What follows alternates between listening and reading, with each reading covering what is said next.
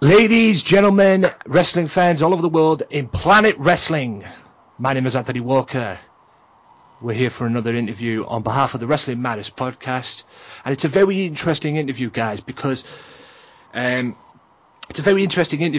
don't know this person that we've got today, and we know how we like it on this show. We don't know this person. We don't know who, fresh people on this show. It's what we like on this show. Fresh, interesting people. And I've got a very interesting interview today. Somebody who I reached out to on Twitter. His name is Evren Orion. Hello, sir. Welcome to the show. Thank you for doing this interview. Thank you for having me on. It's a pleasure. It is an absolute pleasure indeed. Like I said, I made an overture towards you. We're going to talk about, like I said, there was certain stuff we talked about before we came on air and everything. Like the wrestling business in general, how you got in. A few questions that I want to pop at you for somebody who's done wrestling training.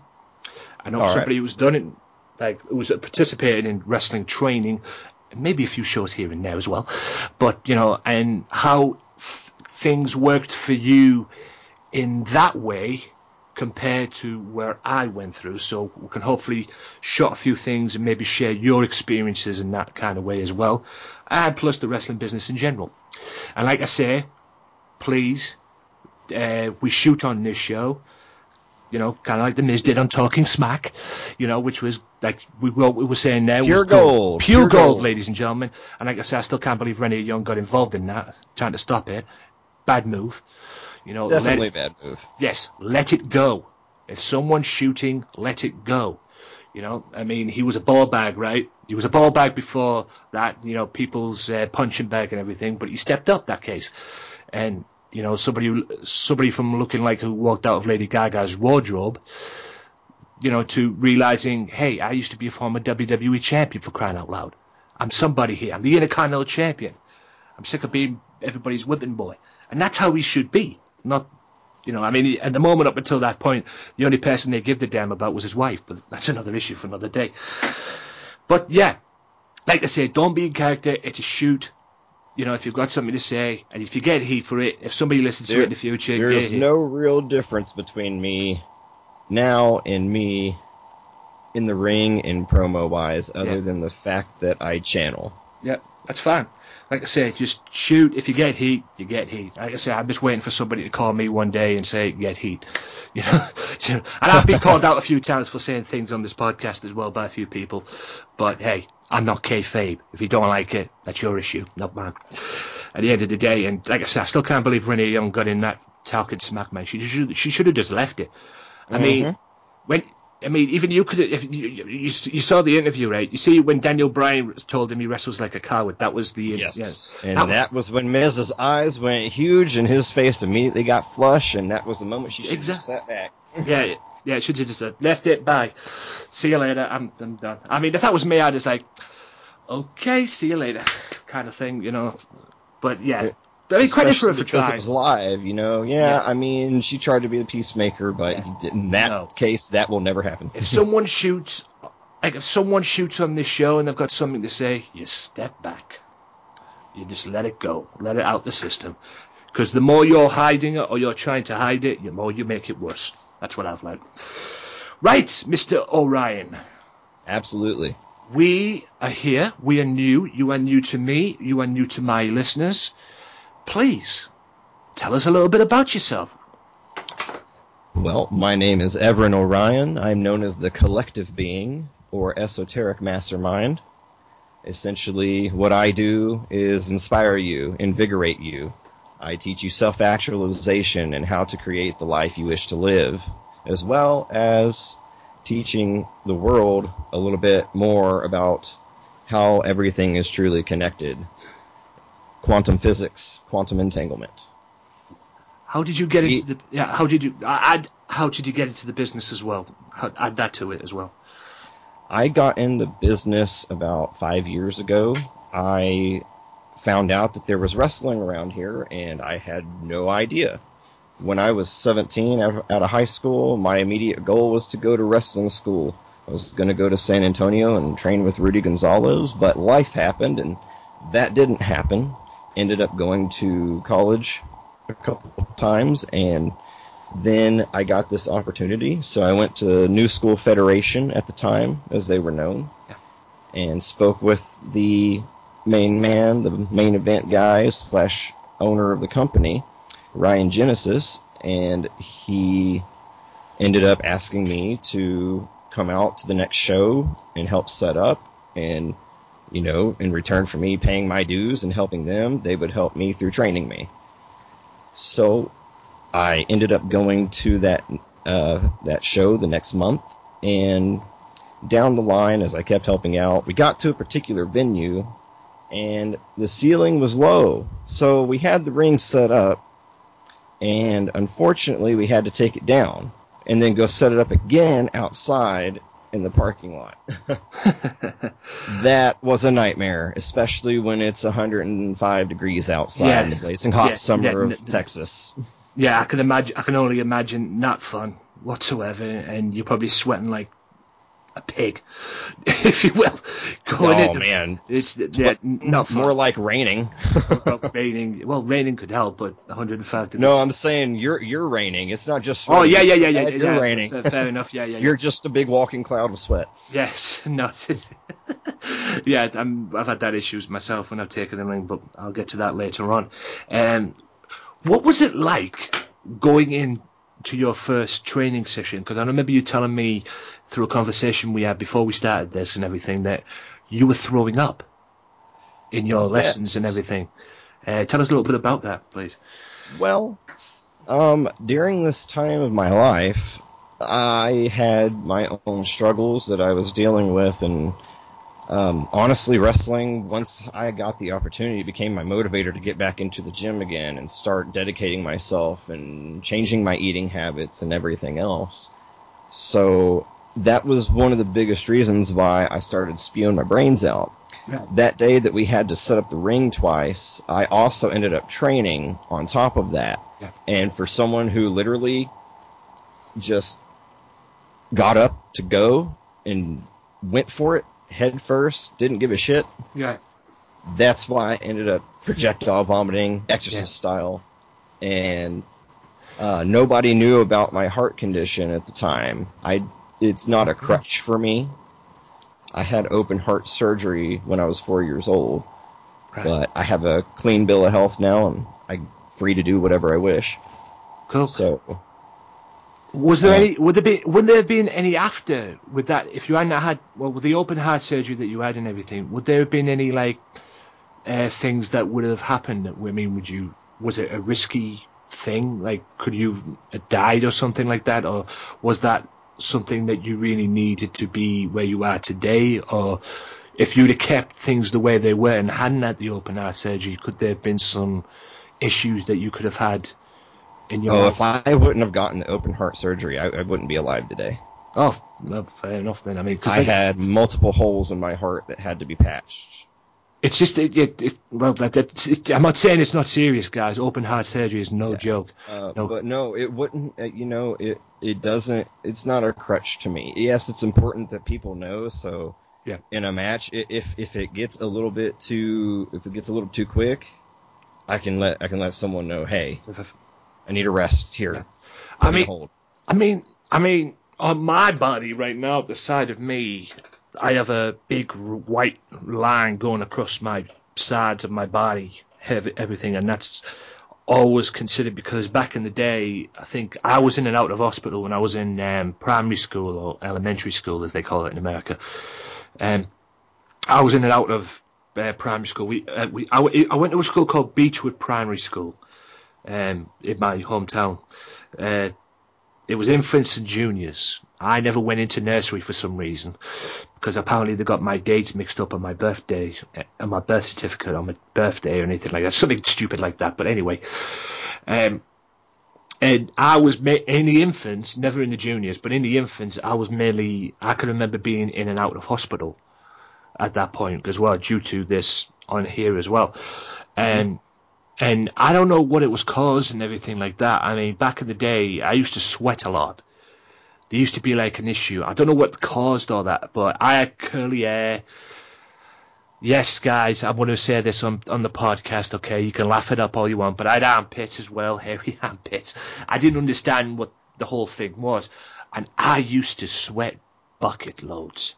I still sweat to this day. I mean, we all do, right? But Right. I used to sweat tanks full, tanks to the point where you probably wouldn't be seen dead with me on a night out somewhere or whatever kind of thing. You wouldn't want to hang around with me. It wasn't pretty. And then one day I just shaved the armpits and all that, and I shaved my head, got rid of the curly hair, thank the good Lord, you know, and shaved the armpits and everything. And now I sweat less than I usually do.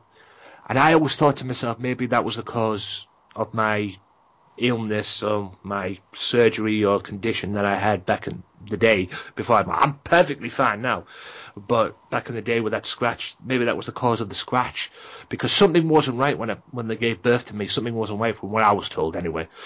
Right. Something wasn't right in there. That's why I've got that mark across me right now.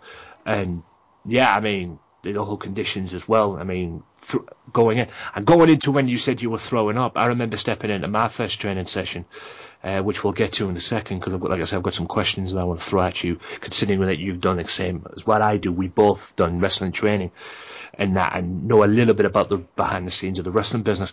I walked into my first training session and we ended up doing this drill that we did, which was basically I whip. The rest of the people that were there, the rest of the guys and girls that were there, they all lined up and took turns to step in the ring. I was the guy that was feeding it. And we did this drill where I whipped them to the ropes, and I believe it was they duck one clothesline and then duck the other, and they would cross-body me. You know, I would take them, like if it was a cross-body kind of move. I'm sure we've seen it in real life, guys, where, you know, the thing, and then the cross-body comes in and at the end of the night. I did that. Right, and I had no problem doing it, no qualms in doing it whatsoever.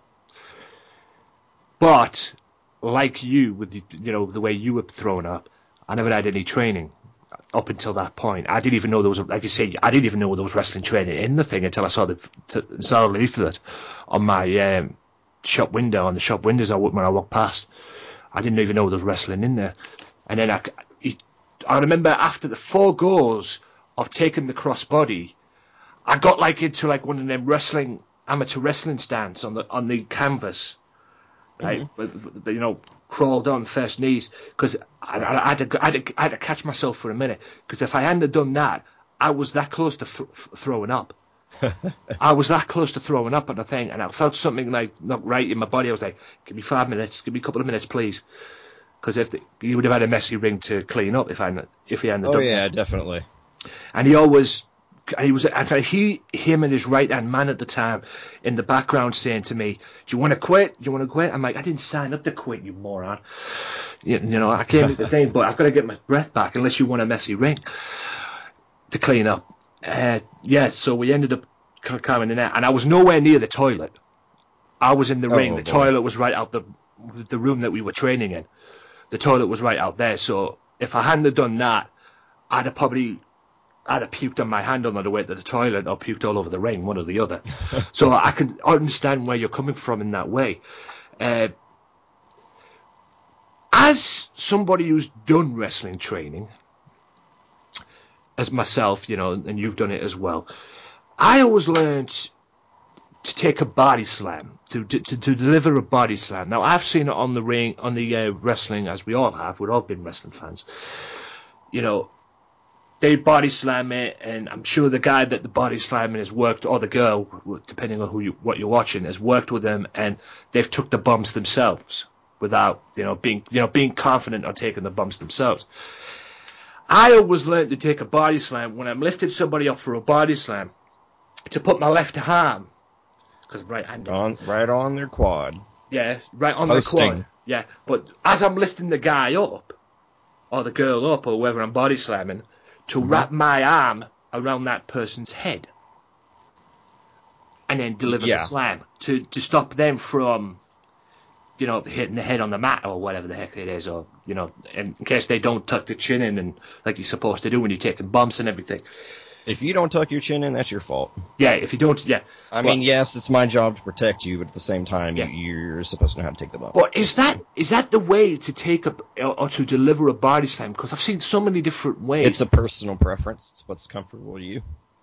Is it? I don't do it. Because I learned it that way when I was in there to do that body slam as well, and I mean, wrap my I'll head start the motion that way, but when I have them upside down and vertical, you can tell that my hand is more so on their upper back, kind of in between their shoulder blades a little bit. Yeah, yeah. It's the same. Like, I mean, I always, like I said, I was learned. But the training I did anyway, I was learned to pick somebody up. It's a simple way. Or even you do it yourself if you're taking the body slam. You know, make it easy for that person to lift you up. I mean, people had trouble lifting me up when I was in when I was doing the training, because I'm 6'5" and all that, and I weigh about 17, maybe 18 stone and everything like that. So they had trouble lifting me up. So I would always make it easy for them and just go and jump up maybe into the position, and then they would body slam me, no doubt. And I always worked with them. It made it easy for them in that respect, and they always did it for me as well. But yeah, I always learned to put my arm around the person's head when the person who I'm slamming's head, just to stop them from hitting, in case they don't tuck the chin in, which is, at the end of the day, it's their fault if they don't, but always to protect them that way. And I always wondered, is that the usual way to do it? But I guess in a way, it's like what you prefer at the end of the day, whatever's easy for you. At the end. There's so many factors to that. Yes, there is. Arm length, and how tall is your opponent, and should you be body slamming them? Absolutely. All those kind of things. Yeah, absolutely. I mean, there was a guy who was he was really big, he was really like fat and everything like that and everything. And I at one point, I mean, he was not bigger than me. He was not like, I was bigger than him and probably taller than him and probably age-wise as well than him. But I came into the ring. In a normal world, he looked about 300 pounds. In a normal world. Maybe less. In a normal world, he looked about 300 pounds, let's just say that. And even though, we all know he wasn't, but he came in and I had to body slam him. And I'm like thinking to myself as I'm doing it, my promoter, the trainer who I've training with and everything like that, saying, "Oh, you could do it," like that and everything. And I lifted him up, and after the first body slam, I was like, "Oh," I felt strong afterward because I was like, "Okay, I didn't think I could fucking do that, but I did it." And boom, and I kept on doing it. I gave him at least 3 power bombs. Same with the drop kick as well. When I did the drop kick for the first time. Mm-hmm. I mean, I didn't do like a standing drop kick like these great athletes do on the TV and everything, or like a Mr. Perfect did back in the day. My drop kick was like a Jerry Lawler. I'd take a run stance, right. Get a little bit of momentum up there, and then drop kick him, everything. And I'm like, I got up after my first drop kick, and I'm like, okay, that worked. I don't think my trainers at the time as well saw that, or didn't see that coming as well. They think, okay, I didn't think he'd do that, but he did it, and he did it perfectly and everything. But when you saw your training leaflet for the first time, this is the major one to throw at you, because what you've got to understand is, guys, it is a big deal taking a ring down and and setting it up.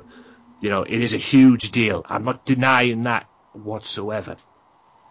But when I saw my leaflet for the first time, to go to these wrestling trainings, schools or whatever the heck they were having there, all I saw was so many monies to have. It was £10 for adults, whatever it was for little kids. You train by wrestlers, yada yada yada. You get on wrestling shows and whatever. All that kind of usual basic stuff to draw you in. And give you or maybe get an opportunity.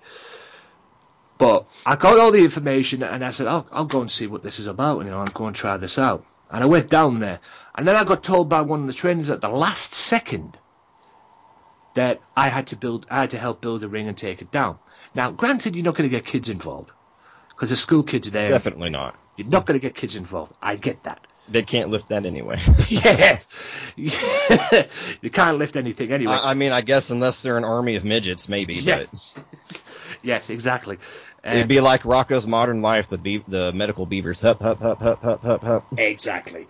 It's not an easy thing for them anyway. And I'm not saying get them involved, but I walked in there and I was never told about that until that point. It was not on the leaflet or anything. From somebody who's also done this kind of stuff as well, should that have, if you were a promoter, should that have been on the leaflet? If it was like important, because I've always felt that it was important, and if it was important, put it on the leaflet, because that could be a hell of an education for an up-and-coming wrestler. I mean, in my opinion, that should be the number one thing. Besides all the other basic stuffs in the ring, the fundamentals that you learn in the ring, that should be the number one thing you learn as an up-and-coming wrestler. The psychology of absolutely, building a ring, taking it down and everything, how it all works and everything like that, the safeties of it as well, because I would imagine, I did help with occasions as well, I'm not saying I didn't, but I would imagine as well, if it was important, and like I say, it could help a great up-and-coming wrestler, but I would imagine, coming from someone who's done it yourself, that could be dangerous as well as just being in the ring, right? You mean in terms of setting up? In terms of setting up, yeah, absolutely. Yeah, absolutely, because there are so many, like, let's just say, this is how it works. You've got four turnbuckle posts, and then you got 4 sidewalls. And if the sidewalls are ancient relics, like my ring was, right, then you're looking at maybe 400 or 500 pounds per sidewall. And this is pure solid steel. It's like lead, basically. And then probably about another 200 to 300 per turnbuckle post. And then you have all the wood. And the wood, that alone can give you splinters. And I'm talking big giant ones to teeny little ones. So if you're not wearing gloves, you should be. Or if you're not careful. Careful. Yeah, exactly. You don't have to wear gloves. I mean, I never wore gloves when I was lifting. You don't have to. You just, be smart. Yeah, exactly. Use your brain. Be observant. Make sure that, you're grabbing a good spot if the board is kind of shitty. And then you have opportunities to hurt yourself when setting up, because if it's not an easy connect, you're busy hammering pins in. You might pinch your fingers. You might be in the wrong place at the wrong time, get your finger pinched, or someone might smack it with a hammer. You never know. So you have to be just as alert when it comes to setting up the ring as you have to be working in ring. Yeah, and you spot on what you said definitely as well. I mean, even I learned that as well, considering the carrying of the ring posts as well as you're setting it up, because there's ring posts to carry, and those things, the other bits to the ring are different, but those things are heavy as fuck. But they're underestimated, and you have to be extremely careful where you're going. As I found out, I accidentally hit a few people with it as well. Not, maybe not being careful on my part. Either that or they just got in the way. But at the end of the day, you've got to be extremely careful, because the ring posts are the heaviest thing, and probably the most dangerous things in the ring. Like I say, there's turnbuckles there as well. You want to be careful if you're taking a bump or if you're carrying a ring post as well, because you could whack somebody in the face if you're not careful as well. So it's usually good to have 2 people every time. That's what I say. I mean, all right, I had one person on man, and I always like to test my strength in heavy things as well, in what I do and stuff like that. Work smarter, not harder. Yeah, but yeah, definitely work smarter though when you're building the ring down as well. I mean, we had awkward places when we first started. When I first started doing all this, man. I mean, the place where we had to go upstairs just to get to the spot where we were going to train and everything. We had to go down a corridor and go up some stairs, and that doesn't help. No. Holy shit. If you want to be in a training facility, you have to be in a place where it's easy to get from point A to B. Because if you're going up the flight of stairs, there's a lot of work in turning stuff around just to get up to the next flight of stairs. And that doesn't help matters as well. And that could cause injuries and stuff like that as well. And it just makes it hard to do. I mean, I don't know why they didn't lose the back end of the back door, because it was like a fire door at the back of the building. And if they'd have went up that way, it'd have been a lot more easier than going up the 2 stairs that we ended up going up anyway. If they went round the back or went round the side, and then we could have done all that from there as well, but he didn't think. It's just, collective stupidity and everything. But like I say, if you were a promoter, would you put that, building the ring and taking it down? Like I said, not getting kids involved, leave them out. But would you put that on the leaflet? Because, like I said, that could be a hell of an education, and in my opinion, it should be the #1 education for an up and coming wrestler as well. Because I thought when I first started, I thought they said that to me, and it wasn't on the leaflet. Okay, they haven't hired me to allow me to get an opportunity to train and maybe be on shows and that. They basically called me in so they can get extra help in taking the ring down.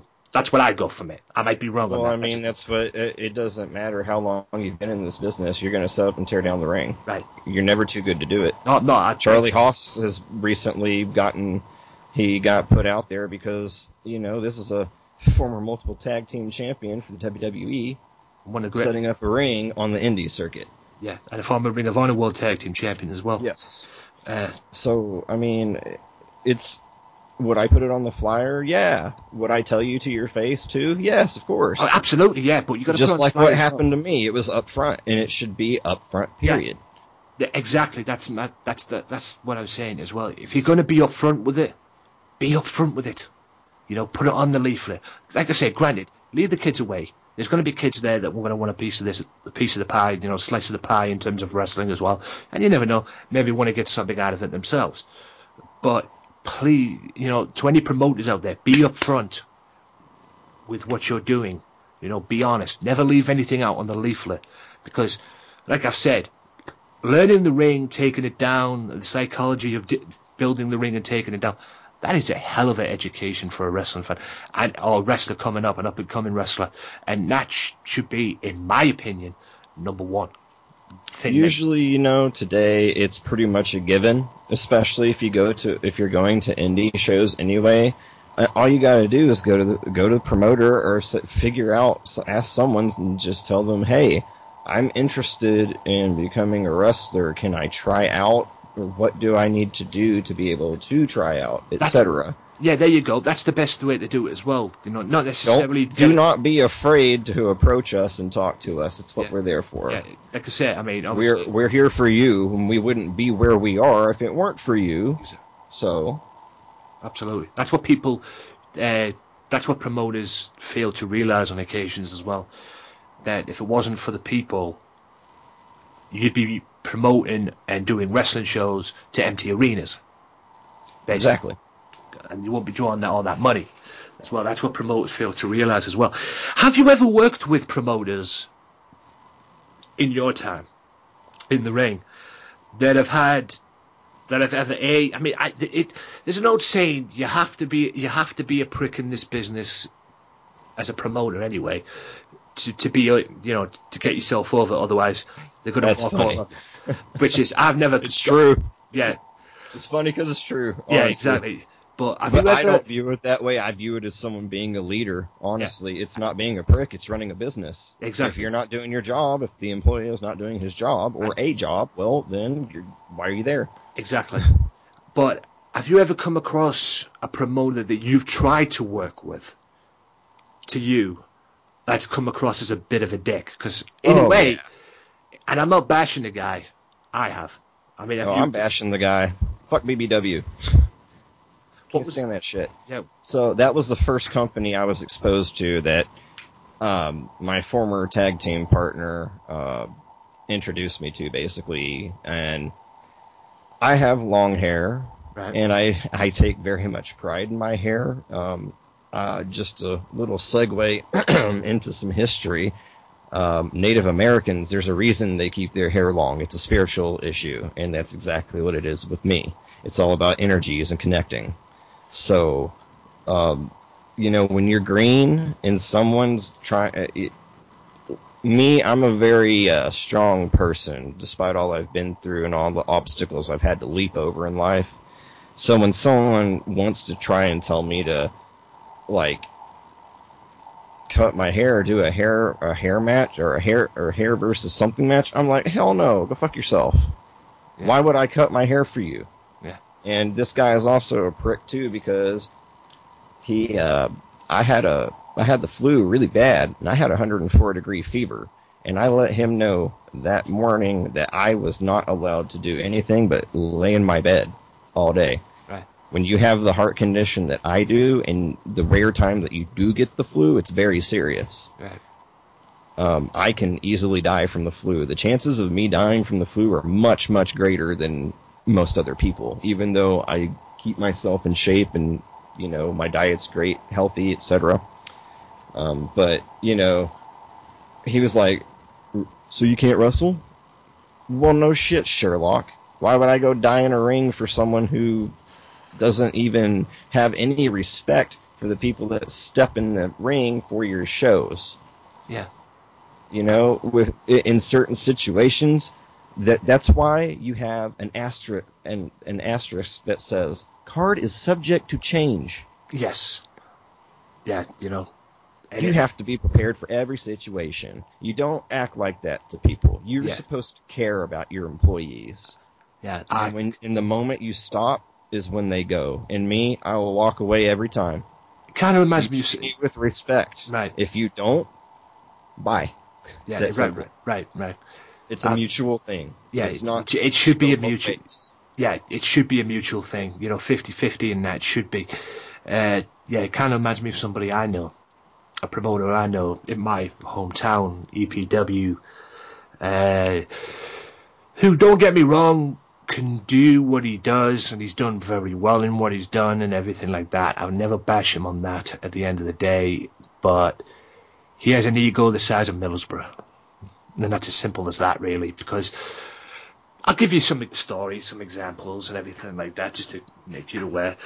April 19th, 2014, this was the build-up to my podcast, because my podcast started April 7th of 2014, and a couple of months, or maybe a couple of weeks prior to that, I got a tweet on Twitter. He tweeted me, the promoter, saying, if you mention us on your podcast, you can get into the shows for free. You know, fair deal. Mm-hmm. Okay. Yeah. Come and watch your shows, free wrestling shows. I'm a wrestling fan. I come and watch some free shows and everything like that. Lo and behold, did I realize it was a setup. Because I went there. I went to work that day. I was working that day in Middlesbrough Football Club, the stewarding job that I do. And I told my supervisor and everything, I'm here to take care of business, but when the final whistle goes, I'm out. I gotta go. I gotta go somewhere. So I gotta go to wrestling show the minute I'm done here. So I meet to the final whistle. When that final whistle blows, bye-bye. So I'm out. So he let me go. You know, I did my job, did my thing, earned my money, yada, yada, yada, and left. Went home, came home, got changed, got rid of the suit that I was wearing on the day, got a shower. I went straight to the show. Rainbow Leisure Centre in Middlesbrough, guys. And we went there. I was a little bit early, but I went there just to get a feel of it and everything, and, you know, maybe set up a place as well, because I was there to do podcasting work. And for the minute I walked in the door, he wanted me to wrestle. He was like, are you competing in the Rumble Battle Royal tonight? I was like, no, I'm not here to compete. I'm here to, you know, do my podcasting work. Like I say, we made a deal on Twitter. You give me this, this, and this, and I'll give you, I'll give you this, this, and this. You give me A, B, and C back. You know, free shows. You know, no problem. So we walked in, and it was halfway through the show. I was right in front of the merchandise stand, you know, taking notes, watching some great wrestling. No question about it. There were some good matches on the show and everything. And I kept on getting these people, you know, the participants and whoever was in there coming over to me saying, oh, just compete in the podcast. Even his girlfriend or wife or mother of his child, I know she's the mother of his child, no doubt, but, you know, came up to me because she was behind the merchandise stand, right? And she's a sweetheart. Right. She really is. She's a really nice girl, no question about that. And she's always been cool with me, and I've always been cool with her. She comes up to me. Even she was trying to get me involved. I'm like, what the fuck? I came in to do podcasting work, for fuck's sake. You know, and the next minute I'm in the what to call it? I'm in the Battle Royal. I decided just to shut them up. I'll participate in the Battle Royal.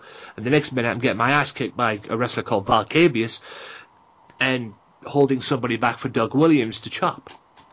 You know, kind of thing. And that's on YouTube, by the way. Just want to let you know. I'll send you the link to that.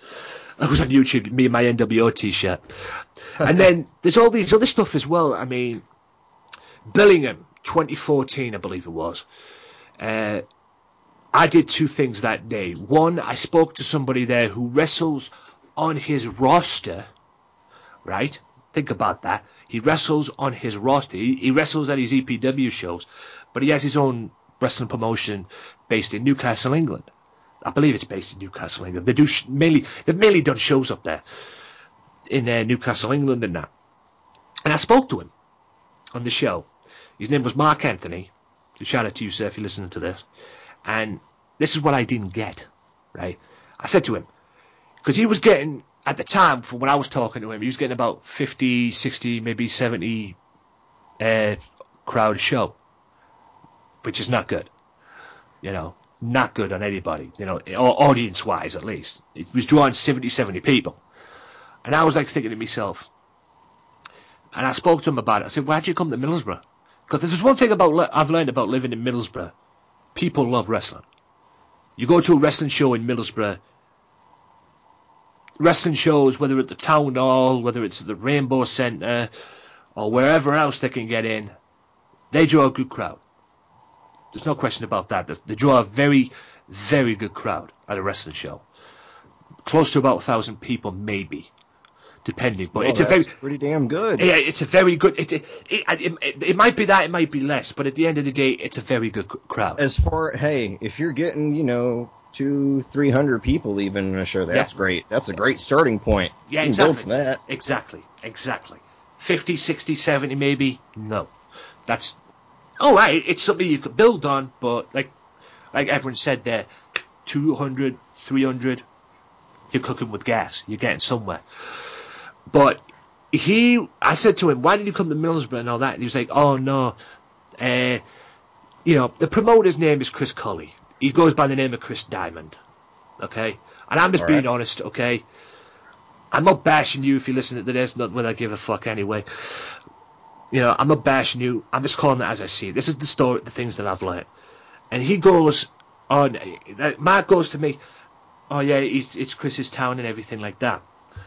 And I called him out about this as well on the training session. I said, is this true? And he was like, is what true? I said, you won't let him come here, run shows here, because this is your town, as you say. He said, yeah. Would you be offended if that happened? He went, yeah. And I'm like, what am I living here in the 1970s or something? You know, that's when I basically nearly wanted to walk out the friggin' training session that day, because I thought, I can't be around this guy anymore. You know, it's just ridiculous. I mean, whatever happened to working with somebody? Well, that all comes down to things like the biggest issue in the world, really, which is ego. Exactly. That's all it is. And I'm like thinking to myself, I looked at the guy and I'm like, holy shit, you've got an ego the size of Middlesbrough, man. I mean, it's nothing wrong with having an ego in the business, but don't let it go too far. I mean, in my opinion, you don't have to have an ego to get anywhere. Exactly. It's about being a hard worker and busting your ass and loving what you do. Exactly. You don't bitch about jobbing. That's your job. You don't bitch about not winning a Rumble. You don't bitch about not coming out to be a #1 contender. You don't bitch about having to drop the title. I mean, seriously. Exactly. If there's nothing wrong with doing the job. If it's like, and I'm gonna parrot it because it's true. If it's what's best for a business, do it. Yeah. I mean, all right. I had issues. That's why I'm not with him today. Because I had issues. He never gave me an opportunity, one-on-one. I was basically there. His Royal Rumble punching bag. That's what I was. And that wasn't working for me whatsoever. I mean, I signed up there to get like a one-on-one match with somebody. And I always had this philosophy of trying to get one-on-one matches. Not taking nothing away from most of the guys that were there, because they brought the best out of me in training, no question about that. And I'll put them on a pedestal right now, because he had a good group of people there. And they always brought the best out of me, and I hope I brought the best out of them.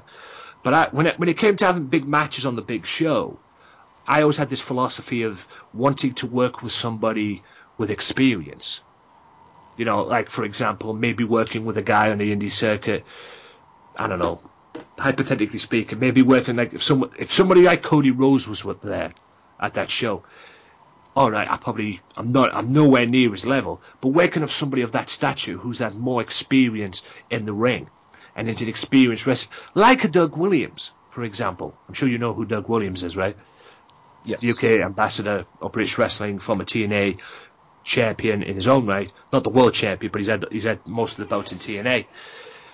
You know, somebody like that. You know, so because I've always felt working with people like that, you can learn from them. You know, well, that's the thing about wrestling. I mean, yes, you're right, but you never stop learning. Hey, I never stopped learning at my job that I'm doing at the Middlesbrough Steward. I've been doing that 4 years and I'm still learning it. You know, I mean, I know you're probably thinking to yourself, "Oh, the experience right now and everything," but that's a learning job in itself. Believe you me. And when I say that, I say that because there are certain people out there who think, "Oh, well, I got it all figured out." No, the fuck you don't.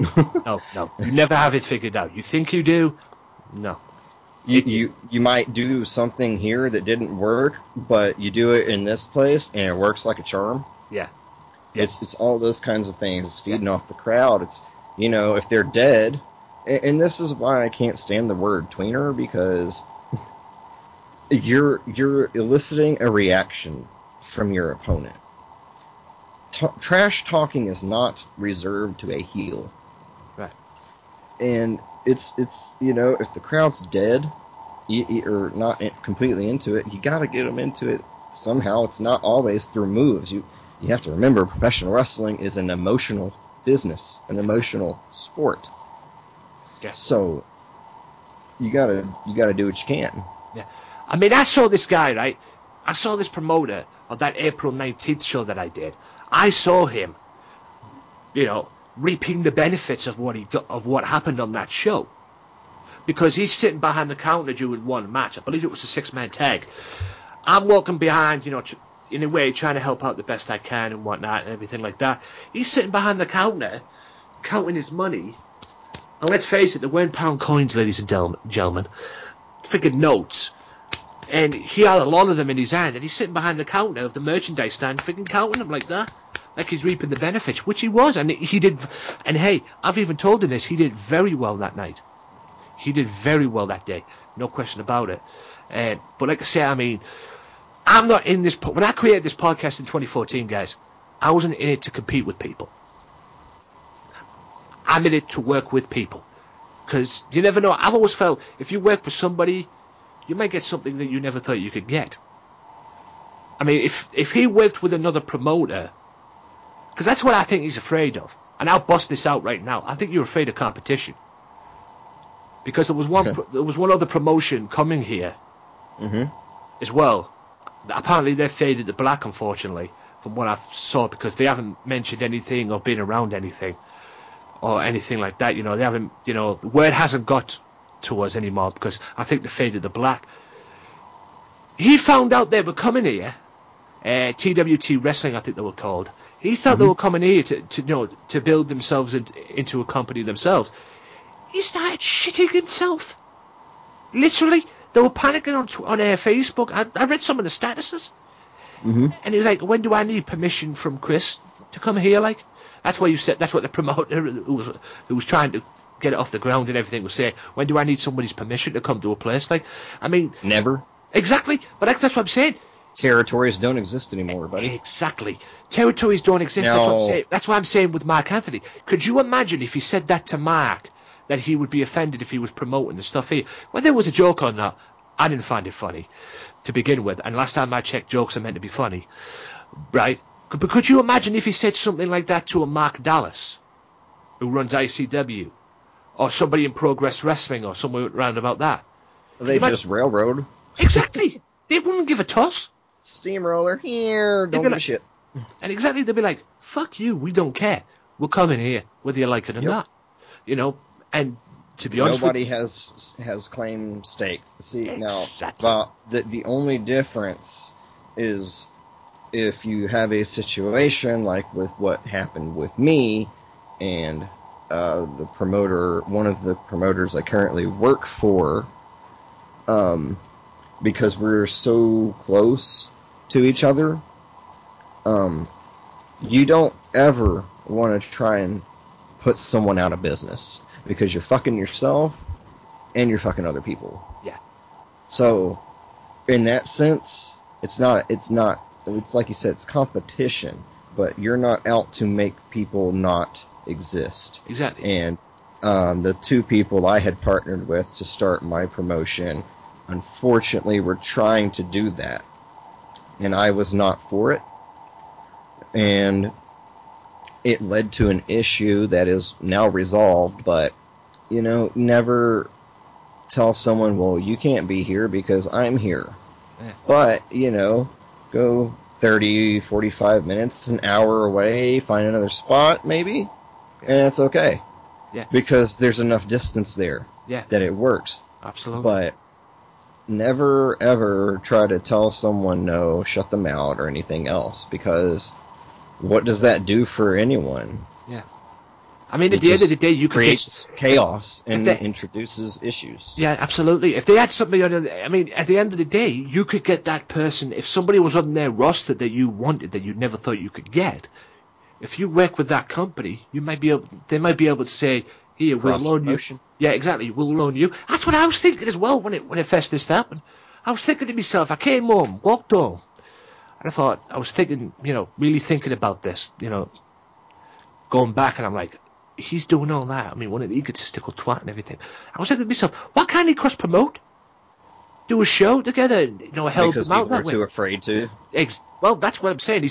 That's what I was saying. Afraid of competition. He's obviously afraid of competition. He's afraid somebody might come up to him and compete with him, and want to put him out of business. Which, in a way, would be fair enough. But like I say, why would people do that? At the end of the day, because if you're there to put somebody out of business, you're fucking yourself over more than the other people. At the end of the day. And I mean, I just couldn't believe the guy. I mean, he offered me to come back. He sent me a message on Twitter saying, not Twitter, I believe it was Facebook, saying that we're having shoot interviews. Would you want to come back and and host these shoot interviews and that? And if it had been any other day, I'd have said yes. And I was tempted to say yes, but I turned it down, and I turned it down for one simple reason, because we always get into an argument. At some point, we always end up getting, like, his philosophy on wrestling and my philosophy on wrestling are two different things. Let's just call it like that. And I couldn't be asked going back to it and think, I'm not going to go back there again and get into a fucking argument with him. Right. It's not worth the time. It's not worth the effort. It's not worth the place. Nope. It's not worth my time. Not worth the stress either. Not worth the stress at all. So unless you never know, we might cross paths down the road again. And if he wants me back, then he's going to have to come up with something that we both can win on. Because at the end of the day, I'm not doing this for myself. I'm doing this because I want an opportunity to say that I did some wrestling. At the end of the day, do I expect to be in the WWE or TNA or whatever? No. I just want to be able to say, I did that. I did something similar to what the people on the said, because it's more fun that way. And I'm a fucking fan, for crying out loud. But at the end of the day, if somebody is egotistical as that, it's not worth being around him. It's not worth the stress. So get away from it while you still can. Have you ever been involved in storylines that are the most stupidest things you've ever done? I haven't necessarily been involved in any storylines for a little while now, but I did this thing with my former partner. It was called the Dragon Clan, and it was me, him, and this other dude, and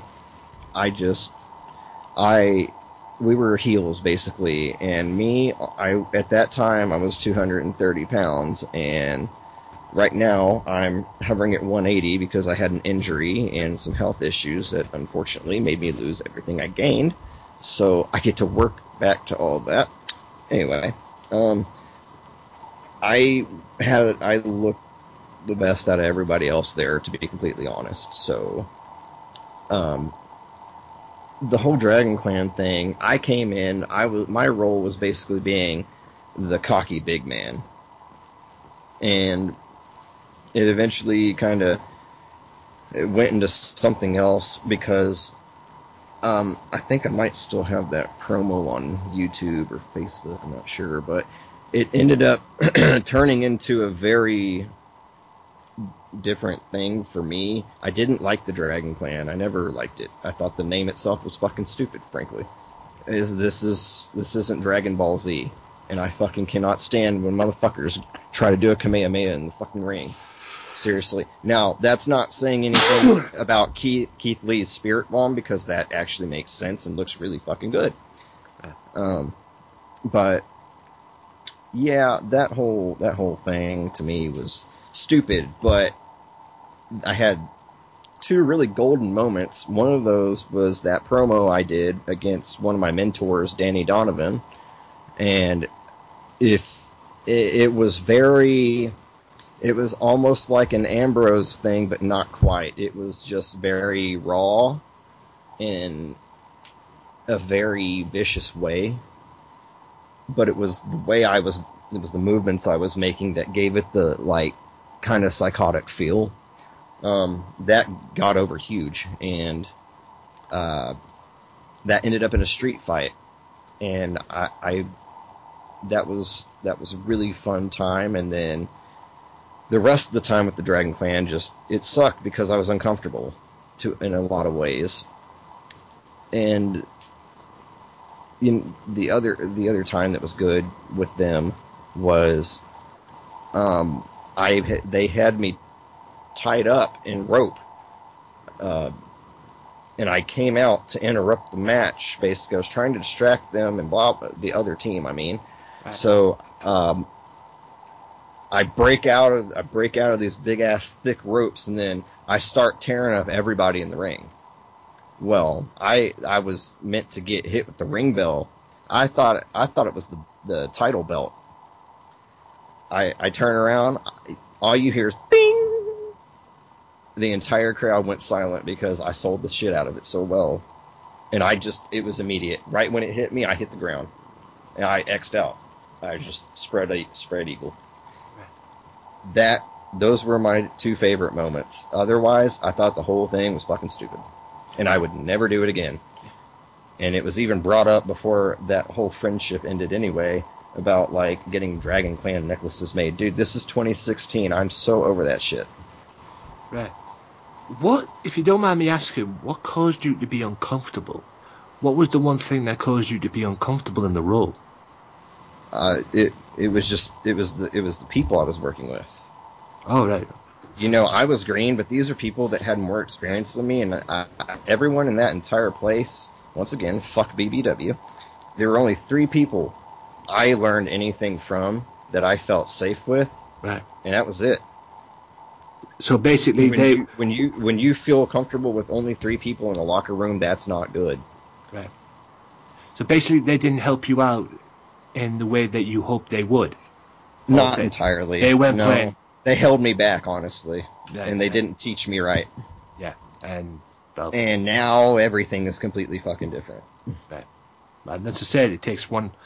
Like I say, if it takes one, decision in life to make things better at the end of the day, then do it. At the end of the day, I mean, I only asked you that is because I got into a stupid storyline, which was the most ridiculous thing.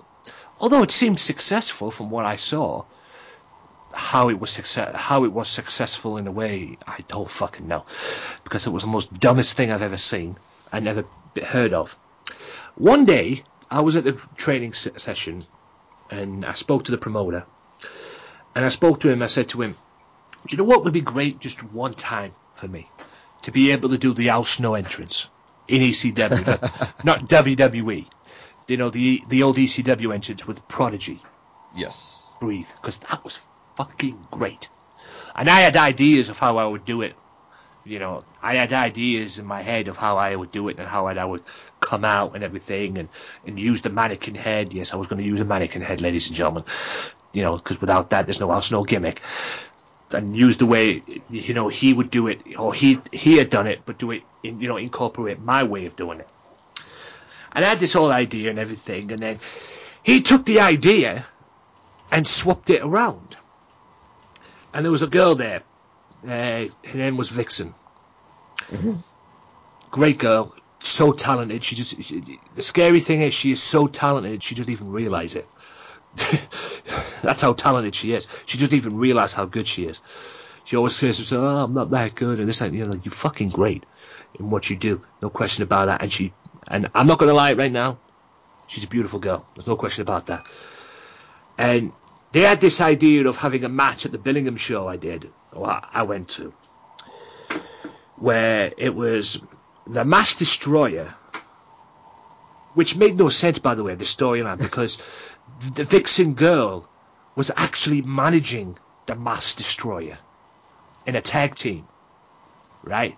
And then he comes up with the idea, oh yeah, we'll put them in a one-on-one match. And the angle was for me to come out with a mannequin head and stalk this girl.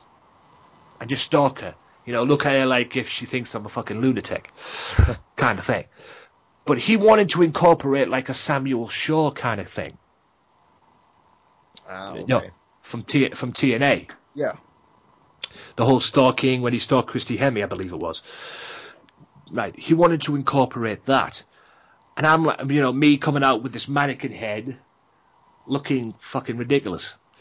And I'm like thinking to myself, have you lost your fucking mind? And we even did rehearsals of it at training. We even did rehearsals at training.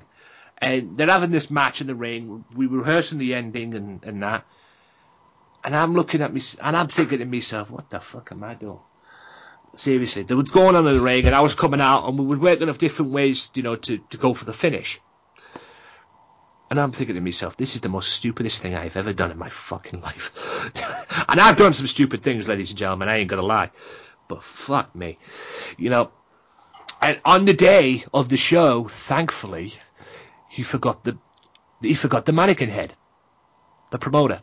He was going to bring a mannequin head in. Thankfully, on the day, he forgot it. So, well, that was convenient. Yeah, so that little storyline... Did you just grab your own head and kind of shake it around? Yeah, no.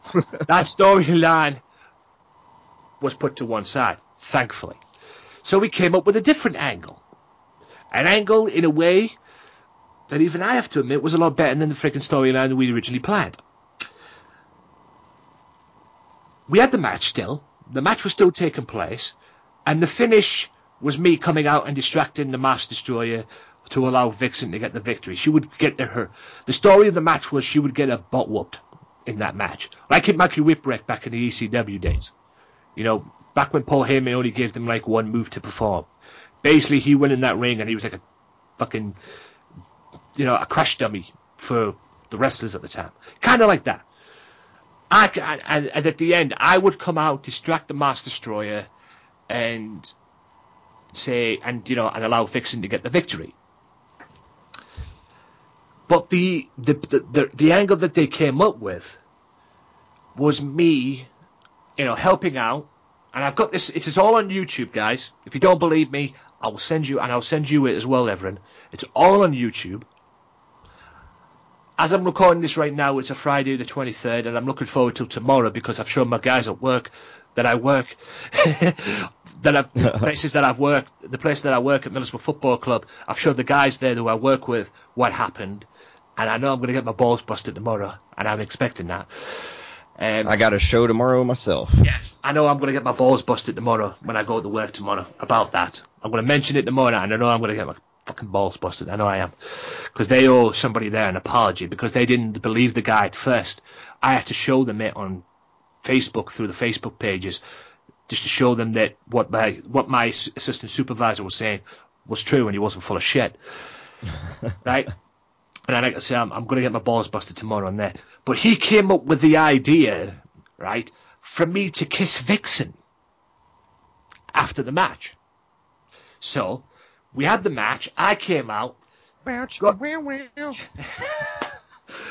everybody was thinking as well. I got up on the apron, right, and I grabbed the guy. I grabbed the Master Destroyer. The Master Destroyer was coming out, and I got up on the apron, and I grabbed him by the head and clotheslined him on the top rope like a Randy Savage would do, except he jumped over the top rope. But it's like hanged him on the top rope. There you go. And Vixen, that would distract the Master Destroyer. I jumped down as I'm doing that, whacking my knee on the floor and everything, mistiming certain stuff as well, because there was a chair there that I used to get on the apron, and that got in the way. So that was fun. And then Vixen got up on the top rope, did her move, and she won the match. After the match, she would come round. We would make eye contact. I would force kiss her. Really like kissing her. Thinking about it right now, I probably should have passionate kissed her. I think she would have liked that more. I know I would have liked that more. But I kissed her on the lips. Grabbed out of her. Right. Kissed her on the lips. And then the next minute, I'm lifting her over my shoulder. Me, pair of jeans, trainers, bare-chested. Believe it was blue wrist tape or black wrist tape. I believe it was blue. Wrist tape around me. And I'm carrying her to the back, smacking her backside. And I'm like, what am I doing? Exactly. And I went backstage and I'm like thinking to myself, I busted Vixen about this on a podcast once, an EPW podcast that I did back in the day, and she didn't take too kindly to it because she bust my balls about something at a training session at one point. She really mugged me off, but I busted her out. But I give her the full credit in the world for allowing that to happen. She takes most of the credit for that. No matter what she says, I give her the full 100% credit for allowing that to happen. Because if that had happened anywhere else, I would have either got hit with a lawsuit, slapped in the face, or probably in jail. If that happened anywhere else. Likely. Yeah, happened anywhere else. So I give her the full credit. But like I was saying, I got backstage, and I'm thinking to myself, what the fuck did I just do? You just worked. That's what you did. I did. And it, in a way it felt good, but it also felt fucking ridiculous, because I'm like thinking to myself, really? Did that just happen? The dumbest thing I've ever did? And I have to admit, the second angle that we did was great. It was a lot better than the first one. The first one was just fucking flat out stupid. Stalking her with this mannequin. And even he thought it was stupid and all. Even she thought it was stupid and all. And I'm like thinking, I'm talking to her on occasions, I'm like thinking to myself, are you really, is this really thinking with you? No, it's the most dumbest thing I've ever heard of in my life. And I'm like, I agree. I'm not flying about this as well. Do I want to do something like this? No, I don't. Especially with a friggin' mannequin head in my hand, for crying out loud. Stalking you and shit. Right. It's the most stupidest thing I've ever did. But the second one was great. And like I say, full credit to Vixen. But sometimes it's the stupid shit that gets over. And it did.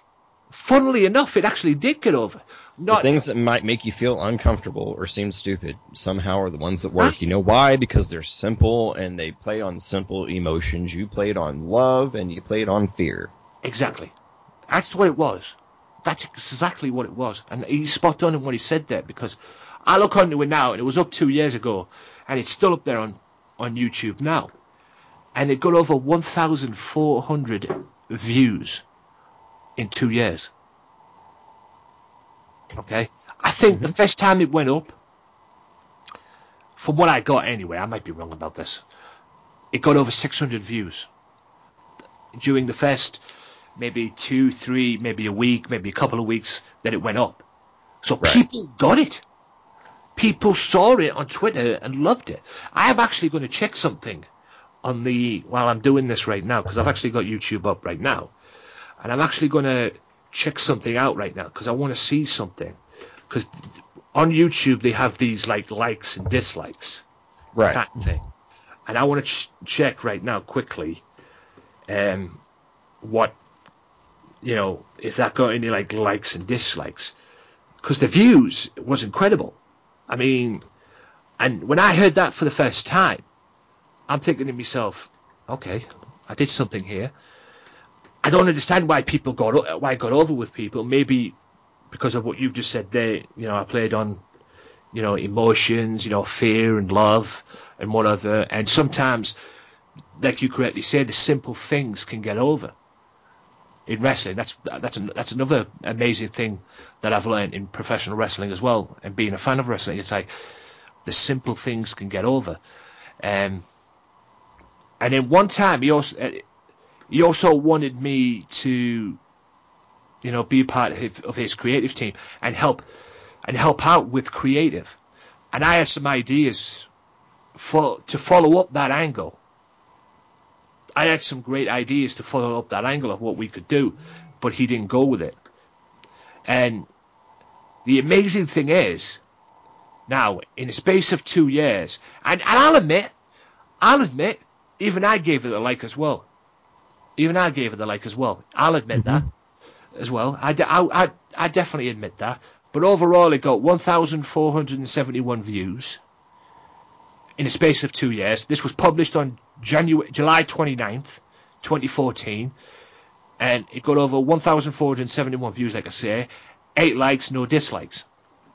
So people seem to have got it at the end of the day. And like I say, I'll admit, I liked it as well. I didn't like the idea of it first of all, but, it was there. It worked at the end of the day.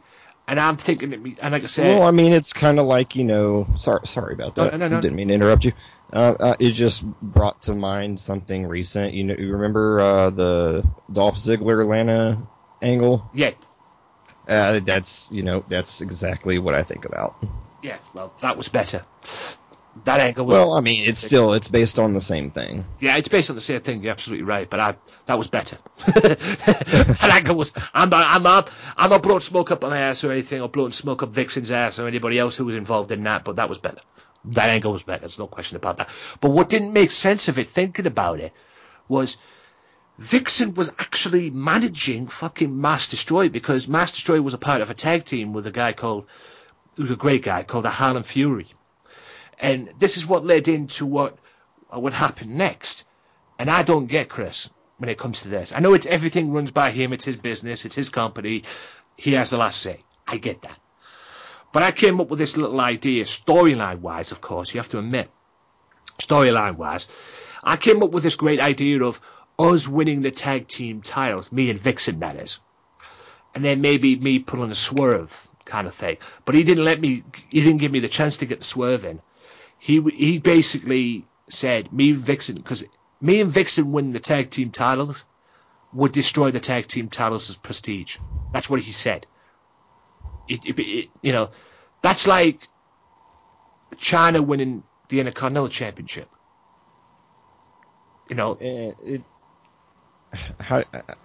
don't understand how they can say bringing prestige. Yeah. I mean, all right, it didn't bring prestige to the Intercontinental Championship, but at the time, China winning the belt, the Intercontinental Championship, even though at one point I read a story that she was heading for the WWE title at one point, Vince Russo. Right. Now, the one, Vince, I believe it was Vince, wanted her to be the WWE champion. Don't know how that would have got over, but I guess we'll never know. But at the time, her winning the Intercontinental champion, I didn't have a problem with it. I was okay with it. And for him to say that, I was thinking to myself, why did I agree to do this? And then that's when, in a way, we parted ways. And that's where I basically just gave up. Because at the end of the day, I mean, I understand things, he has the last say and everything, but, it's just that kind of way. I mean, for him to say that, I mean, I wasn't thinking long-term as a tag team. I was thinking of pulling the stunts, because at the end of the day, I had this vision in my head that the Mass Destroyer lost to Vixen, right? And I said to Chris, the promoter, he has a tag team partner. The Mass Destroyer wasn't built to talk. He's got a mask over him. He wasn't built to talk. Get his tag team partner involved. Harlan Fury. And then it'll get to the point where we have a tag match, a handicap match, and Vixen comes out and beats my tag team partner. Me being reluctant to that happening. Vixen comes out and beats my tag team partner. We fight for the World Tag Team titles. Why? In storyline-wise. This is the vision I had of it. we end up winning the match. I was reluctant because I didn't trust Vixen because I had this thing in my head that she was still with them too. You know, because at the end of the day, overall, before all this, she was managing them anyway. And I'm like thinking, we win the tag belts, and then everything, she breaks away from them. But then I drop her, I turn on her, and I take both belts, and I basically turn around and go, here, take your leftovers back, because I don't want her as my, so-and-so. Say something derogatory that way, as they do, talk a little trash about it, and then walk off with the tag belts. And then she would probably get her revenge, because I would go away, find a partner, and then I'd give them their rematch, the champions their rematch. I'd go away and find a partner to fill in, or to help me, and then she would cost me the tag belts. She'd get her little bit of revenge, and maybe, I don't know, blow me. She can't powerbomb me, because I'm friggin' way too heavy for that. In her, size to her and me anyway. So she would cost me the match, and they'd get the belts back at the next show. And then we'd work an angle where I'd get my revenge on all three of them, basically. And then we'd end the feud, kind of thing. That would be my theory on it. But it didn't work.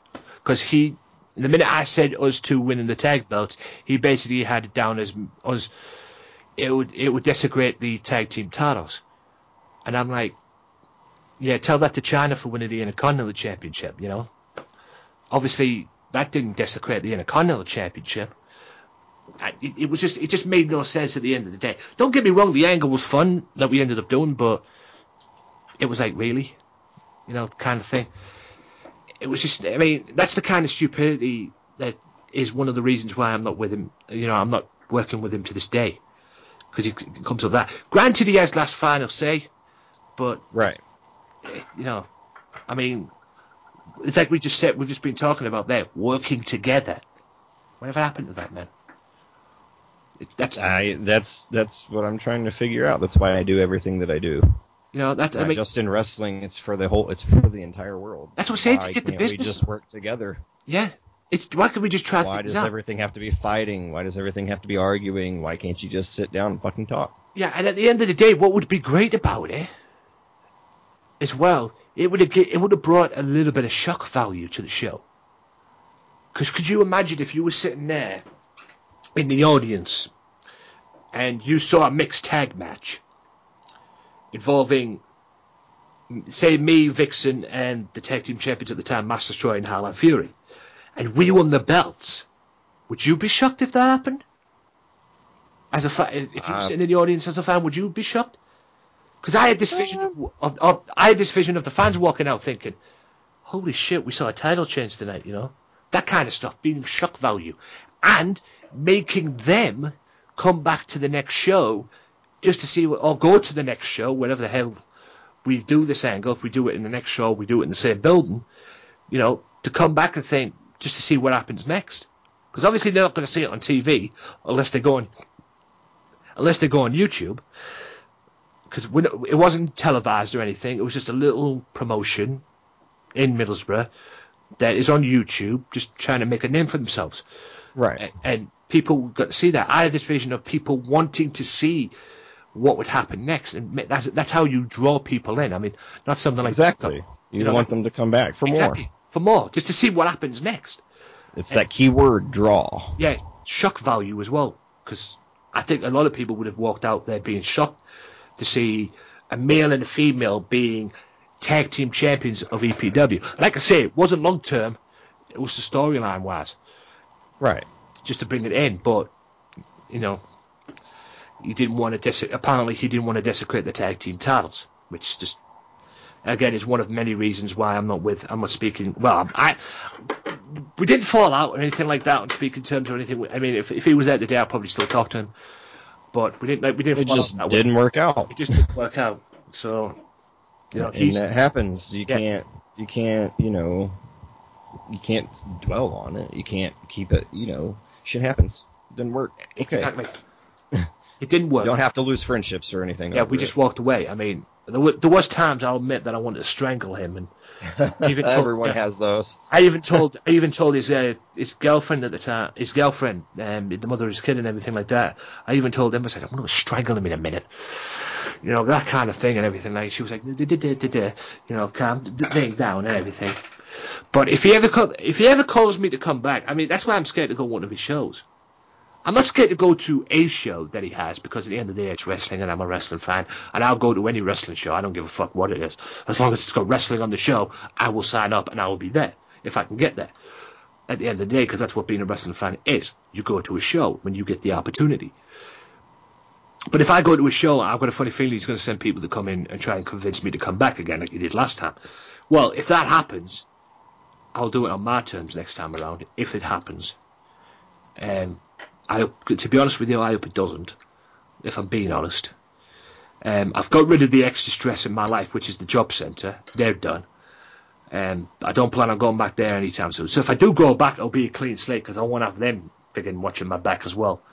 You know, I won't have to worry about them. Nothing wrong with that if you got a clean slate to go back to. It would be a clean slate for me. I don't know about him. I can't speak for him. Well, yeah, but I'm worried about you. Yeah, as I say, clean slate, that's all that matters. Yeah, the clean. It would be a clean slate to go back to, because I won't have them freaking pestering me every once in a while, or me sitting there during training and worried about what they're going to do next and whatever. So that'll be good in that respect, but it's just the fact that if we go back, I mean, like I said to you earlier on, if he wants me to come back, no problem, but it'd have to be in a way that we all could win. You know? Yeah, because everyone needs to win. Yeah, everyone needs to win. Yeah, I'm not just thinking about me. A show is a machine. Exactly. And like I said, everyone's a cog. Everyone has to spin. It has to carry their weight in their own way. And without the crowd, there is no show to do things to. No, there isn't. Because like I say, you'd be doing it to empty arenas every week. And that's not good for Like The Rock and Mick Foley did. Yeah. And Jerry Lawler and Terry Funk back in the day. Yes. The empty arena match. And Sting and Kurt Angle in TNA, that main event Mafia angle feud, whatever you want to call it. I think I missed that. I don't blame you, to be honest with you.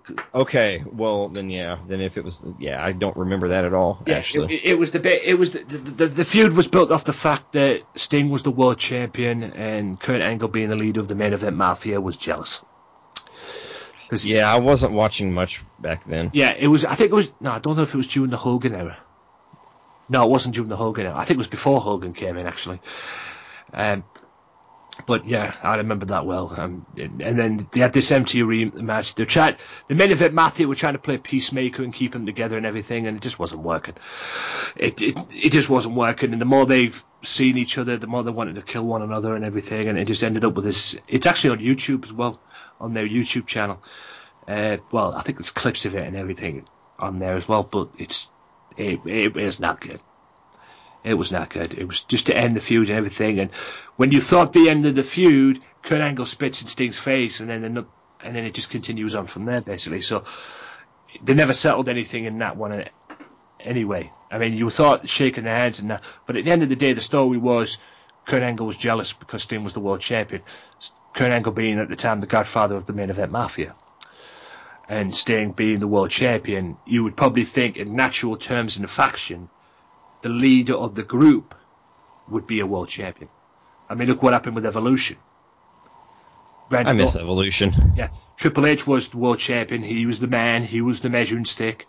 And then 2004 SummerSlam, where Randy Orton beat Chris Benoit, ladies and gentlemen, or as WWE now refers him to as the Invisible Man. But it's Chris Benoit, ladies and gentlemen. He beat him and won the world championship in a match that they don't talk about no more. And the next night on Raw, Triple H turned on him and Evolution turned on him, and then Unforgiven, they basically stole the title. It was that kind of way. Although Kurt Angle never got the opportunity to be, I don't think he ever won the world title that way, to be honest. I can't remember who Sting lost the title to. In that run, anyway. I can't remember who Sting. I have to look that up. But yeah, that was what the story was about that, anyway. Going to this, I'm on your Wicca, ProWrestlingWicca.com / wiki. Too many wikis in Too many wikis. Yeah, I stumbled across that site somehow when I was looking for spots to put my info at. Yeah, well, there's a bit of your info up on here. Yep.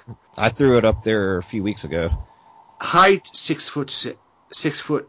You're 6 foot. I'm 6'5".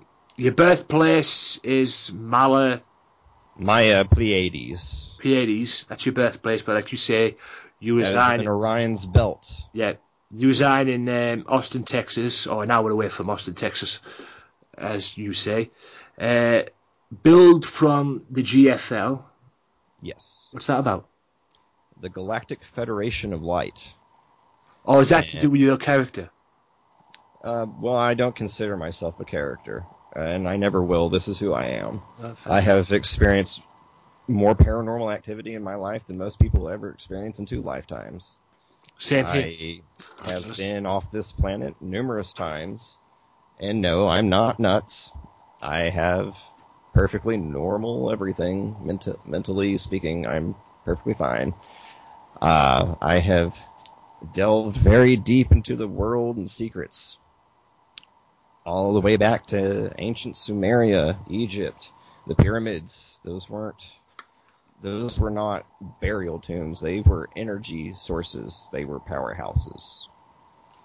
And the only reason they're not working today is because the proper chemical composition is not where it needs to be, basically evaporated over time. And the pyramids actually used to be capped with giant quartz crystals, and that was what amplified power and spread it across the globe. The obelisks that are laid around the world are essentially, to put it simply, layman's terms, would be Wi-Fi towers. So it jumps from the pyramid, it jumps onto this obelisk next to the next one and the next one, similar to how Nikola Tesla's Wardenclyffe Tower works. So that gives you a little bit more insight into exactly just what I am and what I know. It's interesting, yeah. But it's the training bit that interests me on this page. There's not a lot on there at the moment. There's not a lot on the page at the moment. Just a picture of you with your name on and your rig names that you've had as well. Just get the thing calling. It is recording.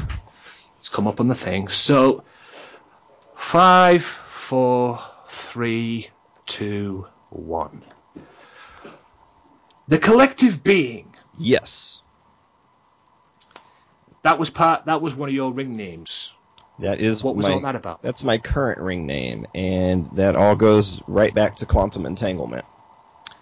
To put this into perspective, we are one. That is one of my main hashtags. And that is very significant because we are literally all one. We are all space dust. We are particles. We are atoms. An atom in my body here connects all the way across space to another atom in some other galaxy. So the collective being is a collection of various energies. That would be Mother Earth, that would be Gaia, that would be Astraeus, which is a particular god known for protecting the cosmos. And essentially, when you see any promo of me, you can tell it's not who you're talking to right now. I channel. I am a legitimately documented, highly sensitive person, which means that I feel things and energies that other people don't know are there. And as I mentioned, I have had every paranormal experience on the planet, over and over and over and over again, including last night, including the night before. I can't avoid it. I'm a magnet to it, and I've accepted that. But the collective being is essentially all about helping people realize that if you would just stop listening and watching all of the news, all of the media, all the tabloids, and focused on what really matters, which is us, which is love, which is togetherness, which is working together, as we've been talking about for most of this show. Right. We are one. Period. The collective being represents everyone. We. That's why you'll never hear I in a promo. Ever. Because we are speaking. And our we is a different we from the collective that is the earth. That is a humanistic collectivity, not a spiritual one. And that is the difference. That might warp a few minds out there, but when you really start to think about that, you'll realize that there is a lot of truth to that. And this goes across every religion ever created. And that's why I'll never understand why everyone has a problem with people who believe in other religions. The problem is shoving them down other people's throats. What I do is not religious in any sense, and necessarily it's an ideal. It's an ideology. And it's one I'm extremely passionate about, and I have been for most of my life. The historic mastermind. Yes. Historic mastermind. Esoteric mastermind. That is everything esotericism, which is hidden knowledge, secret knowledge. Right. There isn't anything about this universe that I don't understand. There isn't anything about every government in the world that I don't know their secrets. Right. People think that anti-gravity technology doesn't exist, for example. Anti-gravity is extraordinarily simple, and if you look up the Lorentz-O, L-O-R-E-N-T-Z-O, you're welcome. I just taught you how to create anti-gravity. Well, there you have it, ladies and gentlemen. Being taught anti-gravity only here on the Wrestling Matters podcast. Yay. And there are multiple ways to achieve that as well. You don't have to just use the Lorentz-O and set up you don't have to set up the big water reservoir. There are other ways, double dodecahedrons, for example. But that one I'm not going to even touch, because that is way outside the scope of most people, and right. It's not saying people are stupid. It's just very, very difficult to explain. But in terms of gravity is a fluid. Yeah. Gravity yes. Gravity is always in motion. It's a frequency. Light is a frequency. Sound is a frequency, but it's also a particle, as is light. They're wavicles. So I gotta ask you as well as well. Are them two both your ring names as one, or are were they like different for different things in the past? You know, one for one and one for the other, basically. They go together. You can go either way. They're interchangeable. You can call me the collective being or the esoteric mastermind. Both apply. Well, there you go, ladies and gentlemen. Simple as that, really. I also, with little chats that we've had and everything before we started recording and everything, I heard you're an ICW fan. Yes. Insane Championship Wrestling to you. Absolutely. And if you're not an ICW fan, you need to go on YouTube, and you need to go right now, and you need to go to the website, and you need to start reading up on everyone. Yeah. Or subscribing to the on-demand service. Like I've said many, many times on my podcast. I totally brain farted on that. I forgot they had that. Yeah. You need to subscribe to that part, that thing. I was looking on it today as I'm recording this, and wanted to see if there was a new Friday Night Fight Club up. But, or new... Because they have weekly fight, you know, when they can get the Friday Night Fight Clubs and sorted out and everything, they usually have weekly ones. The last one was the last one of Noam Dar, because Noam Dar is now a member of the Raw roster, which we'll get to WWE in a second as well. I just want to see if this. Yes, Friday Night Fight Club is up, and when I'm done with this recording, I will be watching that. So that's something for me to talk about, not this week's podcast, but next week's podcast as well. So look out for that, guys, as well. And that would be not this week's podcast. The next podcast after this coming week will be 3rd of October. So on the 3rd of October, you will get double the ICW. Which is a beautiful thing. Yeah, I was about to say, that's glorious. Oh, I'm sorry. Sorry about that, Bobby Roode. Yeah. No, it's glorious. It's glorious. I had to do it. Yeah, it's glorious, all right. ICW is glorious. What got you into ICW? Because what got me into ICW was I saw it a few times at first, and there was nothing that really drew my attention to it. There was nothing that really clicked with me.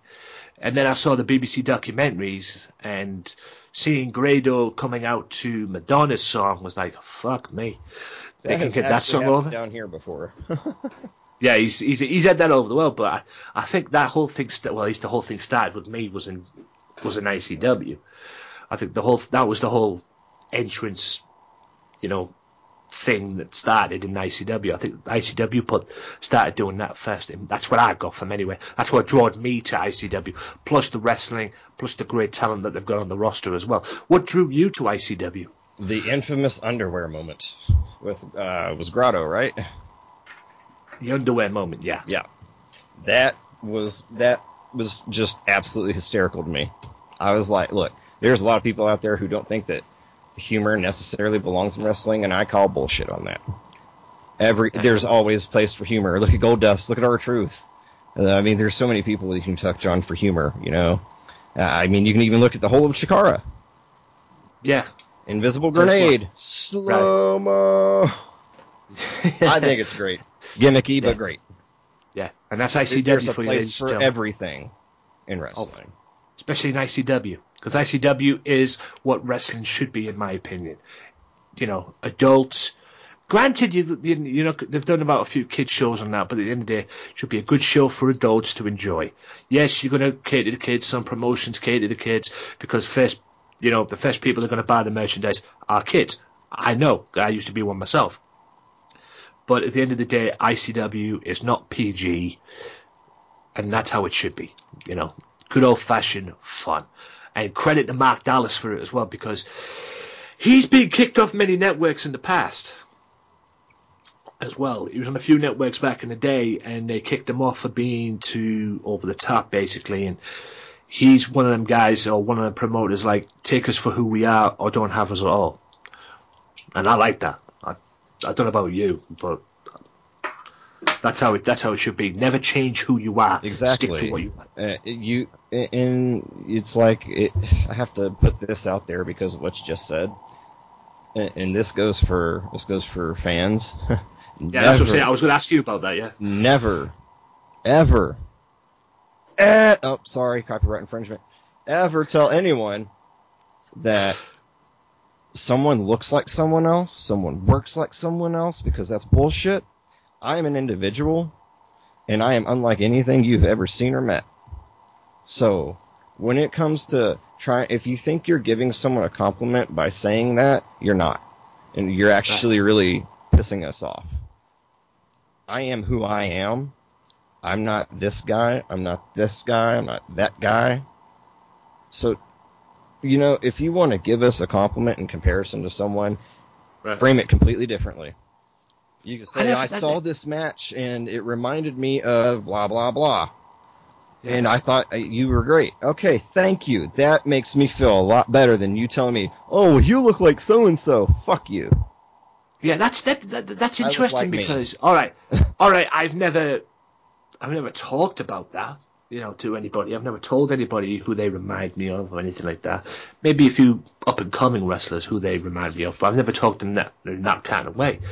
That's interesting you say that, because many people, there's many wrestlers nowadays that do wrestle or maybe act like or try and be or copy other performers and everything like that. So it's interesting you actually say that. That fuck you wasn't to fans. That's a fuck you of the situation. Yeah. I would never say that to fans. That would be fucking retarded of me. Right. And so is using that word anyway, but whatever. It's a shoot. Yeah, that's what I said. This is a shoot, ladies and gentlemen. Get used to it. Yeah, at the end of the day, that's how it is. That's a very interesting what you say about them fans. I never thought of it that way. I'll have to think about that a little bit more. But anyway. Individuality is so, to me personally, individuality is, it's next to godliness, frankly. Right. You are who you are, and do not ever let anyone tell you otherwise. And that's why I do all I do, because I was held back in life for so many years. I will never, ever, I will only encourage people to be themselves. Are you a party monster? Great, go have some fucking fun. Yeah, exactly. Exactly. Do you wanna build an animal shelter? Okay, great. I'll help you do it. I've already got business experience. I have a degree in business. I'm more than happy to tell you what resources you can look into. All the way, unabashedly, and don't be something you're not for anyone. Yeah, don't be something you're not. Don't change who you are for anybody. That is self-actualization. Yeah, and it's funny. Like I say, it's funny you should mention that. It's funny you mentioned that, to be honest, because I've never thought of things that way. Anyway, interesting indeed. Now to the stat. There's something that came up this week, guys. When I was doing this, and it was last week. I've talked about this with a few other people as well, and I've mentioned this with a few other people, and this whole fucking thing drives me crazy. And the up-and-coming recording that I did with Wrestling Zone 5 with Michael Larkin, we basically just shot debris on it. And check that out as well. That'll be coming up to SoundCloud ASAP as well. You can download it for free on SoundCloud. It should be up there now as this goes out, but anyway. I got told, going back to TNA, yes, total non-stop action, ladies and gentlemen, Drew Galloway is a former TNA World Champion. Yes. He became TNA World Champion when he beat, I believe it was Matt Hardy. He cashed the Feast of Fire case on Matt Hardy. Became TNA World Champion. Apparently, somebody told me on YouTube that he brought prestige to that belt. Considering the fact that a couple of weeks, maybe a month later, after winning the title, he lost the belt at Slammiversary to Bobby Lashley. Right? Mm-hmm. That's not all. As well, I get into an argument with this guy.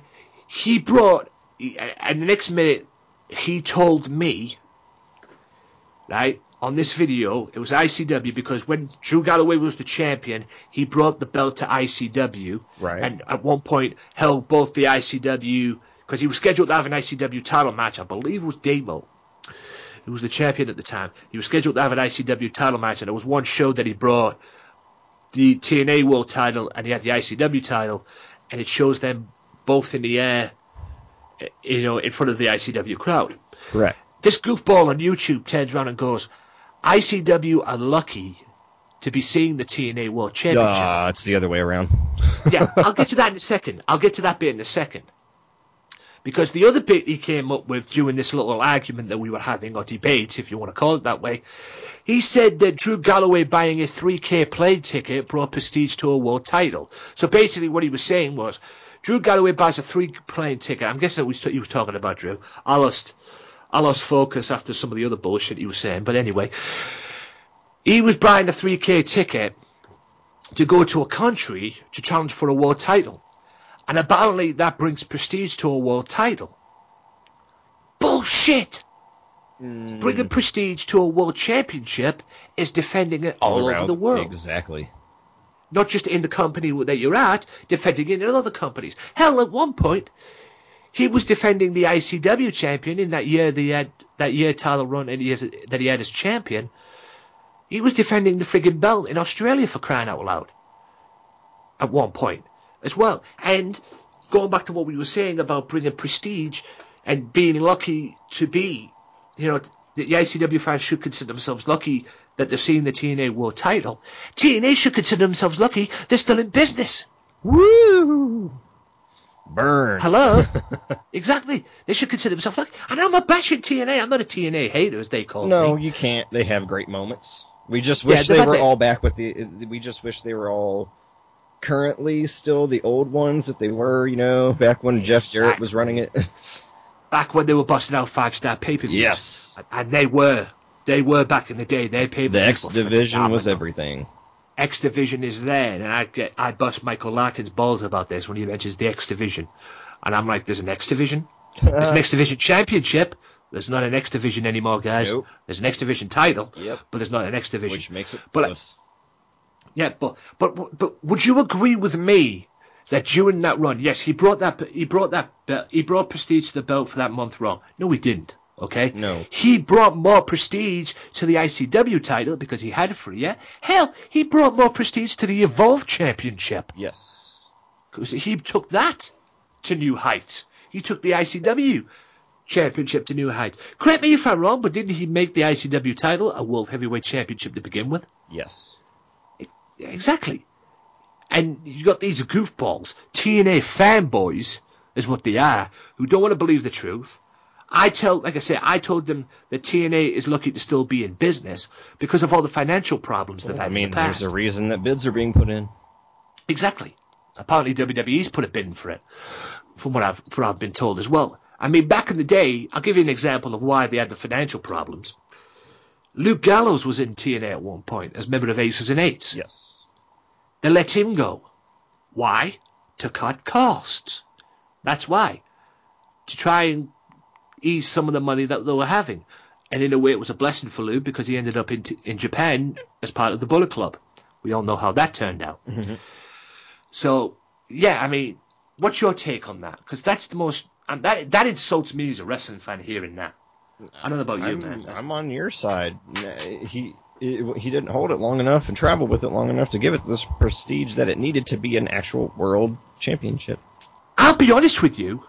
When he won the belt, when he won the championship, right? Mm-hmm. He won the title off Matt Hardy, cashing in Feast of Fire. I took one look at that and I thought, okay, maybe TNA saw what he did with the ICW title and the Evolve title as well, and maybe they're going to do the same thing with them as well, and put the belt on him for a year, have him travel around the world with it, travel around the globe defending it in wherever, and bringing some sort of credibility and prestige back to the title. Mm-hmm.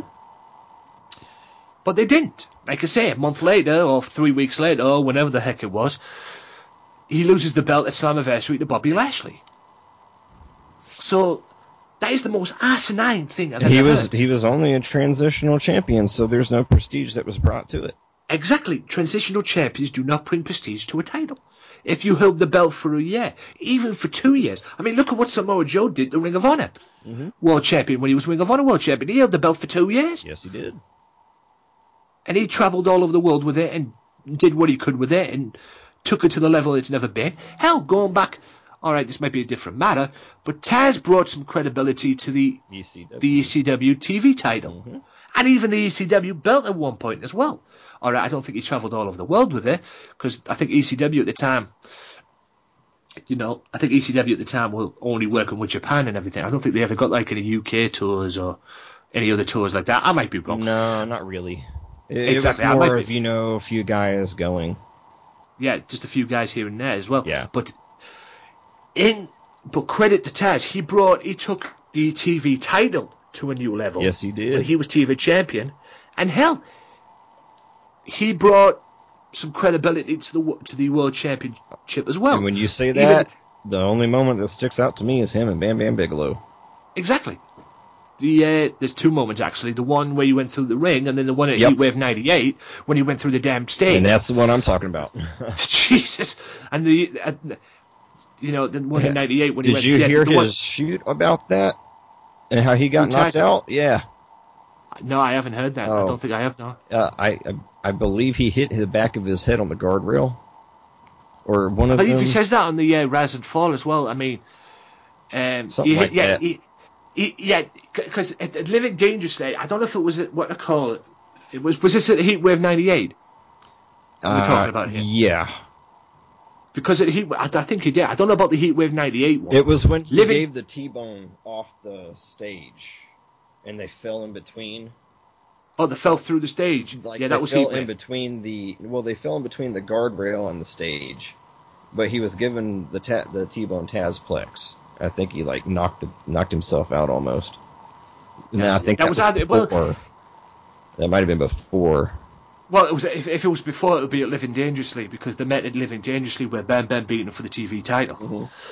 And at that point, they did. I remember him saying it on Mars and Fall. He did get suplexed and whacked. Yeah. He T-bone suplexed him off the stage into the crowd. Yes. And as he was doing that, he whacked his head on the guardrail. Right. As he was doing it, he whacked his head on the guardrail. I can only imagine how awful that was. Yeah, no doubt. Headache for a week, more like, or maybe more.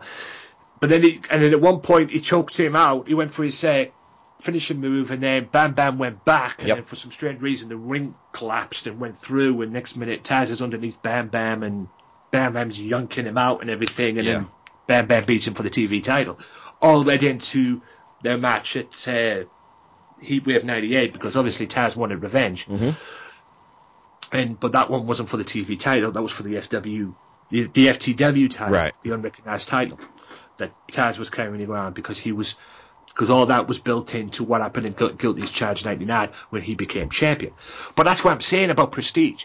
That run, that little storyline he had with the FTW title, that brought some credibility to the world title, because people wanted to see him win the world championship or have this world title match, and it did.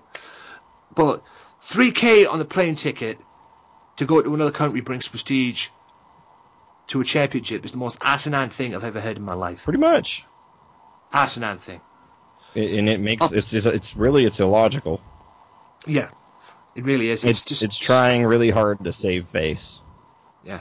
Speaking of TNA, what is your status? I mean, do you watch most of the product today? And if so, what is your opinion of the products we see today, like a WWE, a TNA, maybe an Evolve, maybe an ICW, maybe Progress, or Ring of Honor, or whatever? What is your opinion of the world we live in today as we call professional wrestling? I believe that right now is one of the most exciting times to be a professional wrestler or a fan of professional wrestling, because there's so much out there, you can't miss it. There's a show every freaking weekend. There are like 3 shows, really, 3, 5, 10 shows all across the nation every weekend. Right. And with TNA going through its transitional phase and everything else right now, I'm not watching much, to be completely honest. I will hear things through the grapevine or watch something if it pops up. Right. But my main interest in TNA is, Gail Kim, of course, EC3, people like that. That's who I'd tune in to watch. TNA has this, I don't know if it's me or if anyone else might notice it, but it has this like kind of a drab, dull kind of atmosphere. It didn't used to have that. No, it didn't. No, it didn't. Like, everything's gray, and everything's just really cool, and it's like, where's the fire? Come with some better colors or something. Do something to get the energy up. And I think some of that probably also has to do with cameras, whatever they're using, and whoever's editing. And this Impact Grand Slam Championship they've just brought in as well. And replacing that with the King of the Mountain title, which is the biggest idiotic move ever, to be honest with you. Because, first of all, Grand Slam Championship, these 3-minute rounds and whatever. What the fuck that is, I don't know. But anyway. But they could have, the King of the Mountain title brought something to the King of the Mountain match. Granted, there's a World Championship there. They could still probably use that, and they have done in the past. Mm-hmm. But them dropping that, in my opinion, is a big mistake, because you had something there for them to fight for the King of the Mountain matches as well. Something really, they could really fight for the King of the Mountain title, King of the Mountain match, that. But they dropped that and brought this Impact Grand Championship, which apparently at Bound for Glory is going to see Iron Rex and Drew Galloway. That's predictable. I knew that was coming from the moment this whole thing came about, this Grand Slam Championship. I knew it was going to be them two at Bound for Glory for one-on-one at some point. Didn't know it was going to be for the Grand Championship they've got. So that was a little bit predictable. But like you say, there's no fire there, man, is there? No, there's not. And that's not from a competitor standpoint. When I look at a show, I'm looking at every damn detail. Right. People that are very close to me, that really know me, they will tell you I am extraordinarily detailed. Like, it's part of my Asperger's. I can't help it. I see every tiny little possible thing to be done that could be done. So, I mean, I see things in a little bit of a different manner, and I think that, and that's why WWE is WWE, because they have every little detail ironed out. Absolutely. I mean, at the end of the day, guys... look at that stage.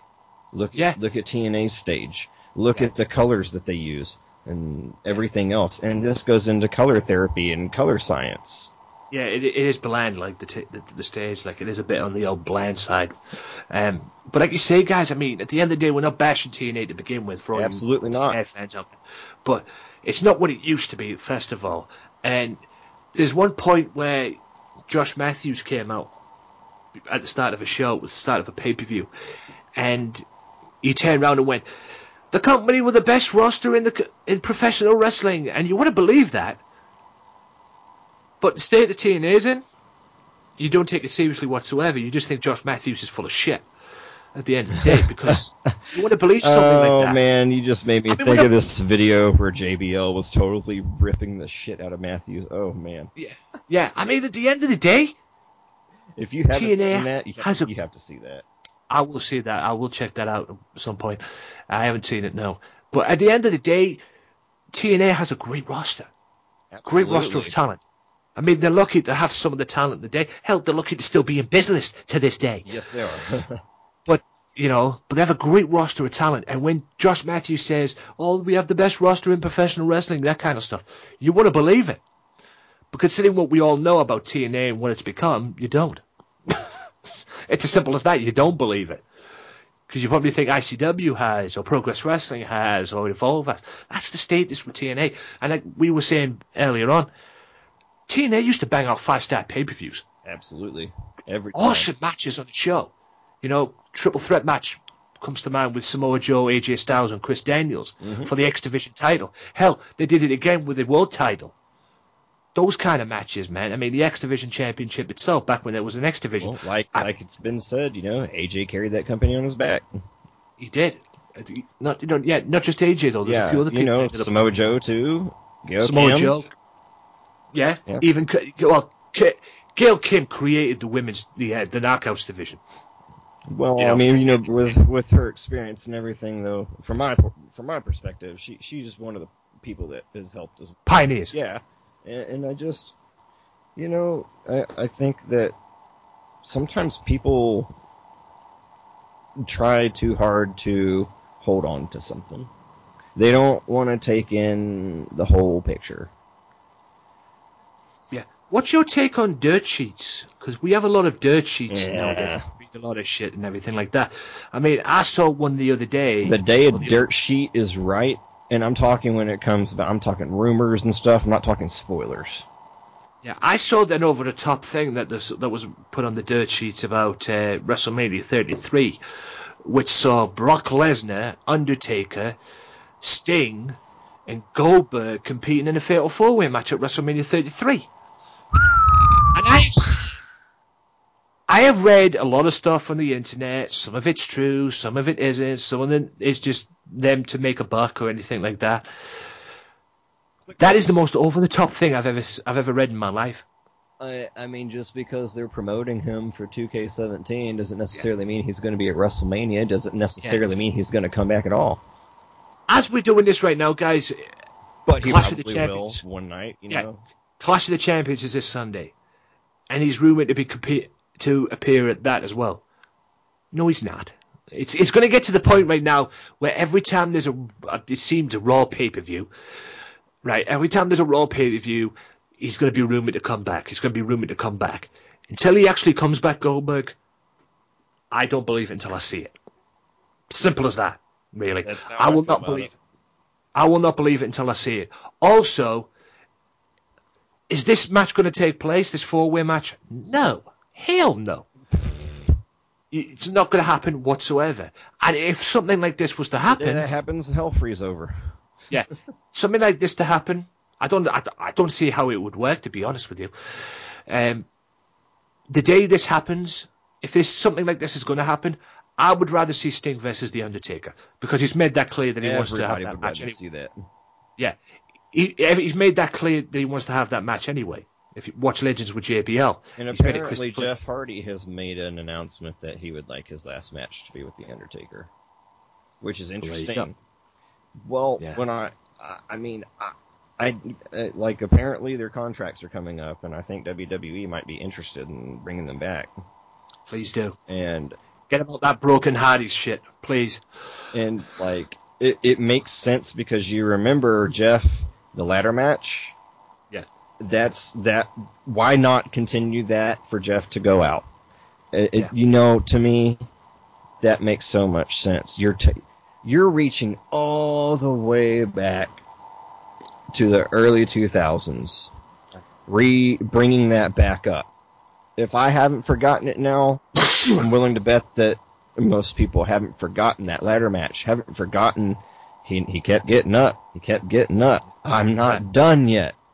And Taker goes back in there and beats him down and everything else, but then, you know... shows respect to him at the end of the day and just raises his hand up. Yeah, I remember that very well. And I don't see anything wrong with that. I would personally be all for it. Yeah. If that's how he wants to go out, it makes perfect sense to me based on that entire little feud. Well, Jeff Hardy is the crazy son of a bitch of professional wrestling. That's one thing. That's what I've definitely learned about him anyway. So, trust me, some of the stuff he's fucking done. Jesus Christ. Anyway. Probably stuff I've done, to be honest with you. Yeah. To put a bottom line on this at the end of the day, guys, if this Fatal 4-Way match, or there's some talk about this Fatal 4-Way match, whatever it is, for WrestleMania 33, I would rather see Sting versus Undertaker and Goldberg versus Brock Lesnar. And the reason why I say that is because, well, people want to be erased from their minds the clusterfuck that was Brock Lesnar and Goldberg at WrestleMania 20. So that's why this whole thing's coming back. And plus, it's an entirely different Brock Lesnar to what it was back then anyway. So Goldberg versus him would be interesting. And plus, they want to see an epic match between the two, not the bullshit that was at 20 back in the day. I don't know if you would agree with that, but... I agree. Yeah, at the end of the day, I mean, I still want that to be erased from my mind, and I don't think they even want to go out that way. Oh, yeah, remember that WrestleMania 20 match that they had, you know, Brock Lesnar and all that? I mean, I wouldn't want that backline. That was, I mean... That happened? It was a cluster. Really? Yeah, did you see it? No, and I'd like to forget it happened. Yeah, exactly, because at the end of the day, we all know one of them was leaving WWE anyway, and the other one was going to the NFL. Yep. So, which made no sense at the end of the day, Brock going to the NFL. But anyway, he had a background in that kind of stuff, apparently, or some sort of a background. But to put a bottom line on this, guys, I'd rather see a one-on-one match. Mm-hmm. One-on-one matches: Sting, Undertaker, Goldberg, Lesnar. That's just my take on that one. I completely agree. It's more of a draw because you wouldn't have enough. There's so much star power there. You can't really focus. Yeah, that's why I don't see this. I don't see how a Fatal 4-Way match would work between all four. Those would be your two biggest draws of that night. Yeah. I don't see how a Fatal 4-Way match would work between all four anyway. I mean, there's been talk in the past about, from what I've got anyway, about Sting versus Lesnar, but Sting will get killed. Probably. Yeah, I don't think he'd be up to hang with Lesnar in that match. But then again, that's just my opinion on that one, because Lesnar's a fucking... Well, yeah, it's not that Sting's not a tough man or anything. Oh, no, he's not. He's great. I mean, it's amazing. It's just that Brock is a bit stiff. And a bit heavy. A bit unsafe, but yeah. And a bit of a badass, too. Yep. Right, let's talk about... We're rapidly approaching coming to the end of this interview, guys. So let's talk about the main thing, and if you have anything to say, please shoot, because that's what you've done most of this, and I appreciate it. And you've been real on this interview as well, and I appreciate that, because that's what we do on this show, ladies and gentlemen. Going back to your Wikipedia. Yes. Trainer. Mm-hmm. You were trained by Mike, is it Fire? Yes. Supertex Brent McKenzie. Yes. And Chi-Town's finest, Mr. B. Just Willie. Yes. I hope I said that right. That's correct. what was it like to be trained by them? And I'm going to put you on the spot here. You don't have to answer it, but I'm going to put you on the spot. Who was the better trainer? Oh, man. That's a toughie. I would say out of everyone, it comes down to Willie and Fire. I mean, B helps me fill in certain areas and helps me navigate the business, to be completely honest with you. He was the first person to really see what I have. Right. And just a minor segue, one time we had this meeting, and he flat out called me an inspiration from the entire locker room. I almost bawled my eyes out. No, people don't say that kind of shit about me. So, yeah, B and I are going to be very close for a long time. I'm close with all these people, although Fire and I had a bit of a falling out because of a situation. I remember you saying that to me before we recorded this, that you and him had a little bit of a beef as well. Please elaborate. Well, first off, it was one of my, I think it was, I've lost count by now, but I want to say it was probably my between my 4th and 10th match, somewhere in there. We were doing a free show at the baseball field in Waco.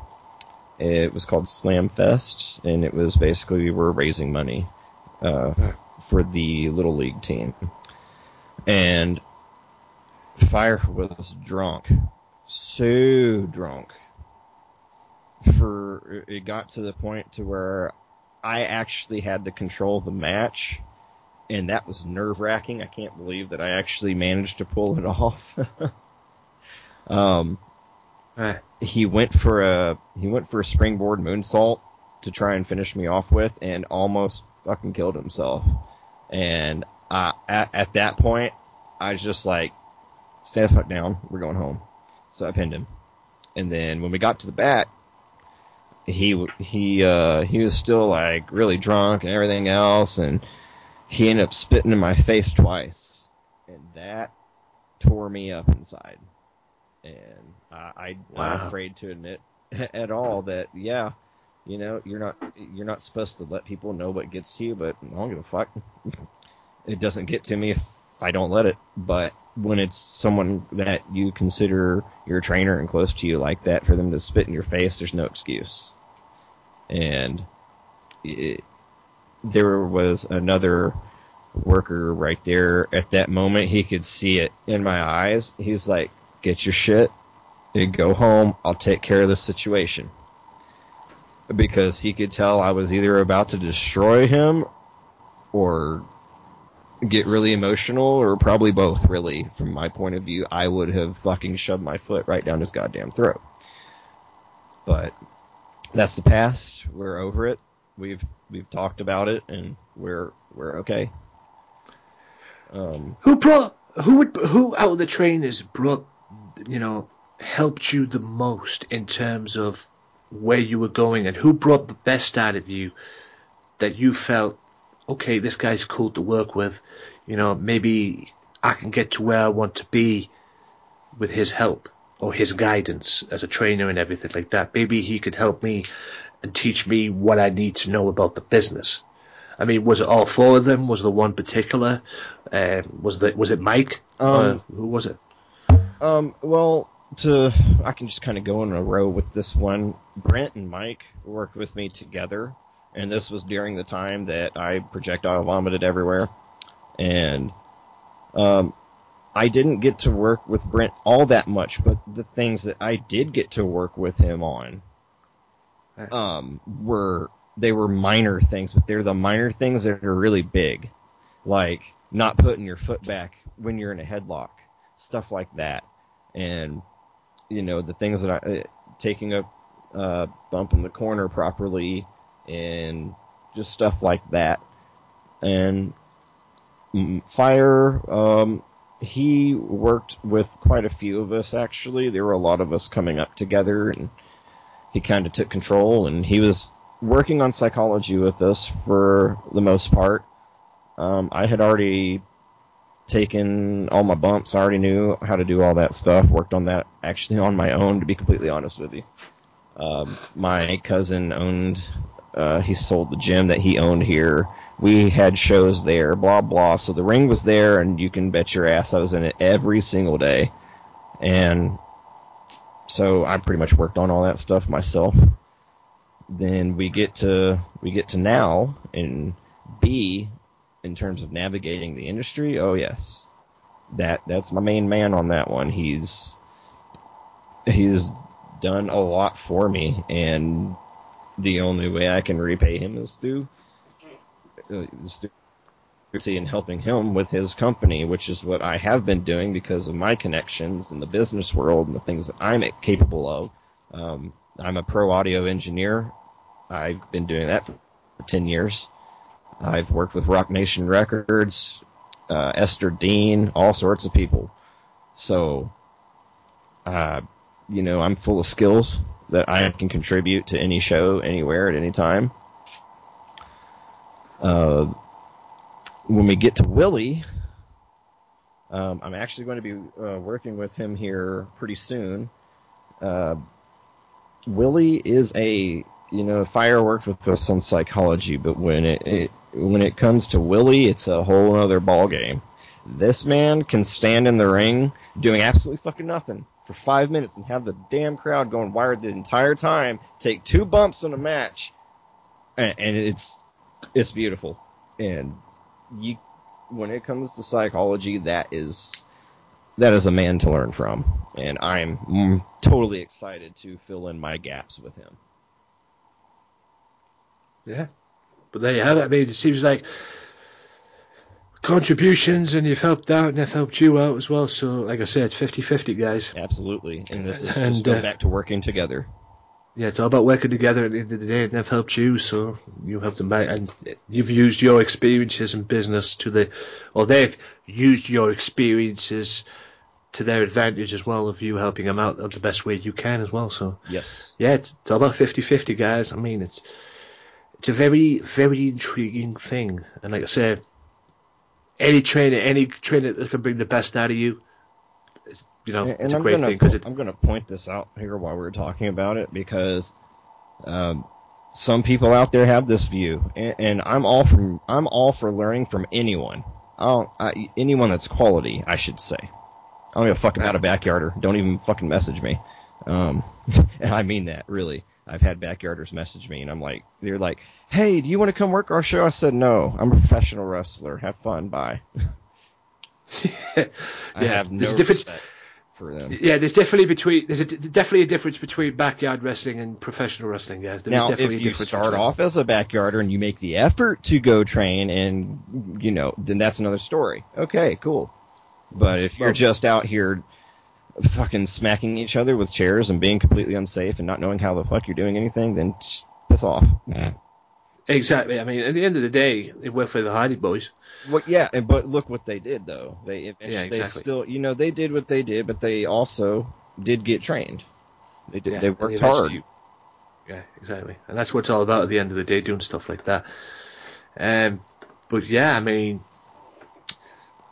it's all about 50-50 at the end of the day, and if someone can bring the best out of you, you can repay them back, or you got an opportunity to repay them back, you take the advantage of it, man, because they could help you, you help them. It's all about helping people. Yeah, but don't discredit people just because they haven't been to this company that you love, or that company that you love, or they haven't been on WWE or TNA. But the reality of the issue here is you don't know that whether these people have had tryouts or not. You don't know the biggest crowd they've been in front of. You don't, it's stuff like that. There are people out there who think that, well, if you don't get trained with the likes of, Funaki and all them, which, that's 2 hours away from me, but I'm legally blind. I can't drive, so it's very difficult for me to get down to San Antonio to go do that. So I have to take what I have, which is right now. And what I have right now is actually very, very, very big quality. These people have been all over. So if you get the opportunity to learn wrestling from someone, make sure that it's a quality company. And how can you tell if it's a quality company? Right. All you have to do is look at the workers and look at the ring. Are they coming out in proper ring attire, or are they coming out in fucking jeans and t-shirts? I would come out in jeans. Well, T-shirts. I'm talking a whole show worth. Yeah. That's BBW can kind of fit that role just a little bit. And I love the shooting you've been doing on BBW on this show. I tell you. Them. God, why do they even exist? They royally fucked you over, didn't they? They royally fucked you over. They disrespected me as an individual. Yeah. And they can go fuck themselves forever for that one. Yeah. But there you go, guys. I mean, that's what it's all about at the end of the day. One last question. Sure. What is the future? Or what goals do you have? Or what is the future for Evren Orion? My goals for the next year, I want to hold my first title. I want to get to the point to where I can face one of the main people that has really kept me going, Andy Dalton. That's a name that might sound familiar to a lot of people out there. He just recently returned from a tour in Japan. Those are two major goals of mine. I am debuting at two new companies, one on Sunday. That's Soar Wrestling, and that's in Dallas. That is Sir Mo's company. Yes, that's Sir Mo. Oh, really? Yes. King Mabel's right-hand man. Correct. Oh, Viscera, God bless Viscera, King Mabel. So, right-hand man. Oh, you debuting with them? Oh, that's interesting. And I am debuting at CTCW down in San Antonio next month on October 16th. So... It's happening, and yeah, I'm still at the point where I'm like, after all I've done in life, all the schooling, everything I've done, the businesses I've run, and everything else, it's still surreal to me that this is the only thing working out. And I'm actually having to come to terms with the fact that I'm actually living my dreams. And some people are like, well, shouldn't you be excited about that? It's not that I'm not excited. It's until you live your dream, you can't understand what I'm telling you. Because when you make so much effort on your education and everything else for every effort you make to follow through, and then you're like, well, shit. Why did I even do it? Right. Because if that was the case, then I should have just gone to wrestling school anyway. But at the same time, you should have an education. Oh, yeah. Always have an education, guys, no matter what it is you're doing. Because there's no guarantees in professional wrestling. There's no guarantees in life. If there was guarantees in life, I'd be doing a lot of things now besides this podcast, believe you me. And I'd be doing a lot of things. There's never an easy way. Let's just face it, there's never an easy way. There's always a hard way. Like I say, if there was an easy way or a guarantee, I'd be doing a lot of things right now besides this podcast. But other than that, the other thing, I want to try out for NXT within the next 2 to 3 years. Ooh, that would be interesting. Oh, that would be. There's no doubt in my mind I'm going to do it, and I am extraordinarily determined. It's been the only thing I've ever wanted. Well, hard work pays off, so. Hard work is all I know. Yeah, exactly. Hard work is all I know as well. Like I say, doing things the hard way is all I know, and I have done this podcast now for 2 years, going on 2 years, maybe going on 3, and all I've done it is the hard way, and I don't intend to stop. Well, with that being said, ladies and gents, that is the end of this. I hope you guys have enjoyed this little interview. I have as well. It's been a lot of fun. And this is where I step aside right now and let Mr. Evren Orion let you know where you can find him on this wonderful world we call social media, and anywhere else that he has as well. So take it away, Evan. Greetings, Lightworkers. This is Evren Orion speaking to you via transmission. You can find us on the web at Evren Unlocked on Twitter, Instagram, and anywhere else.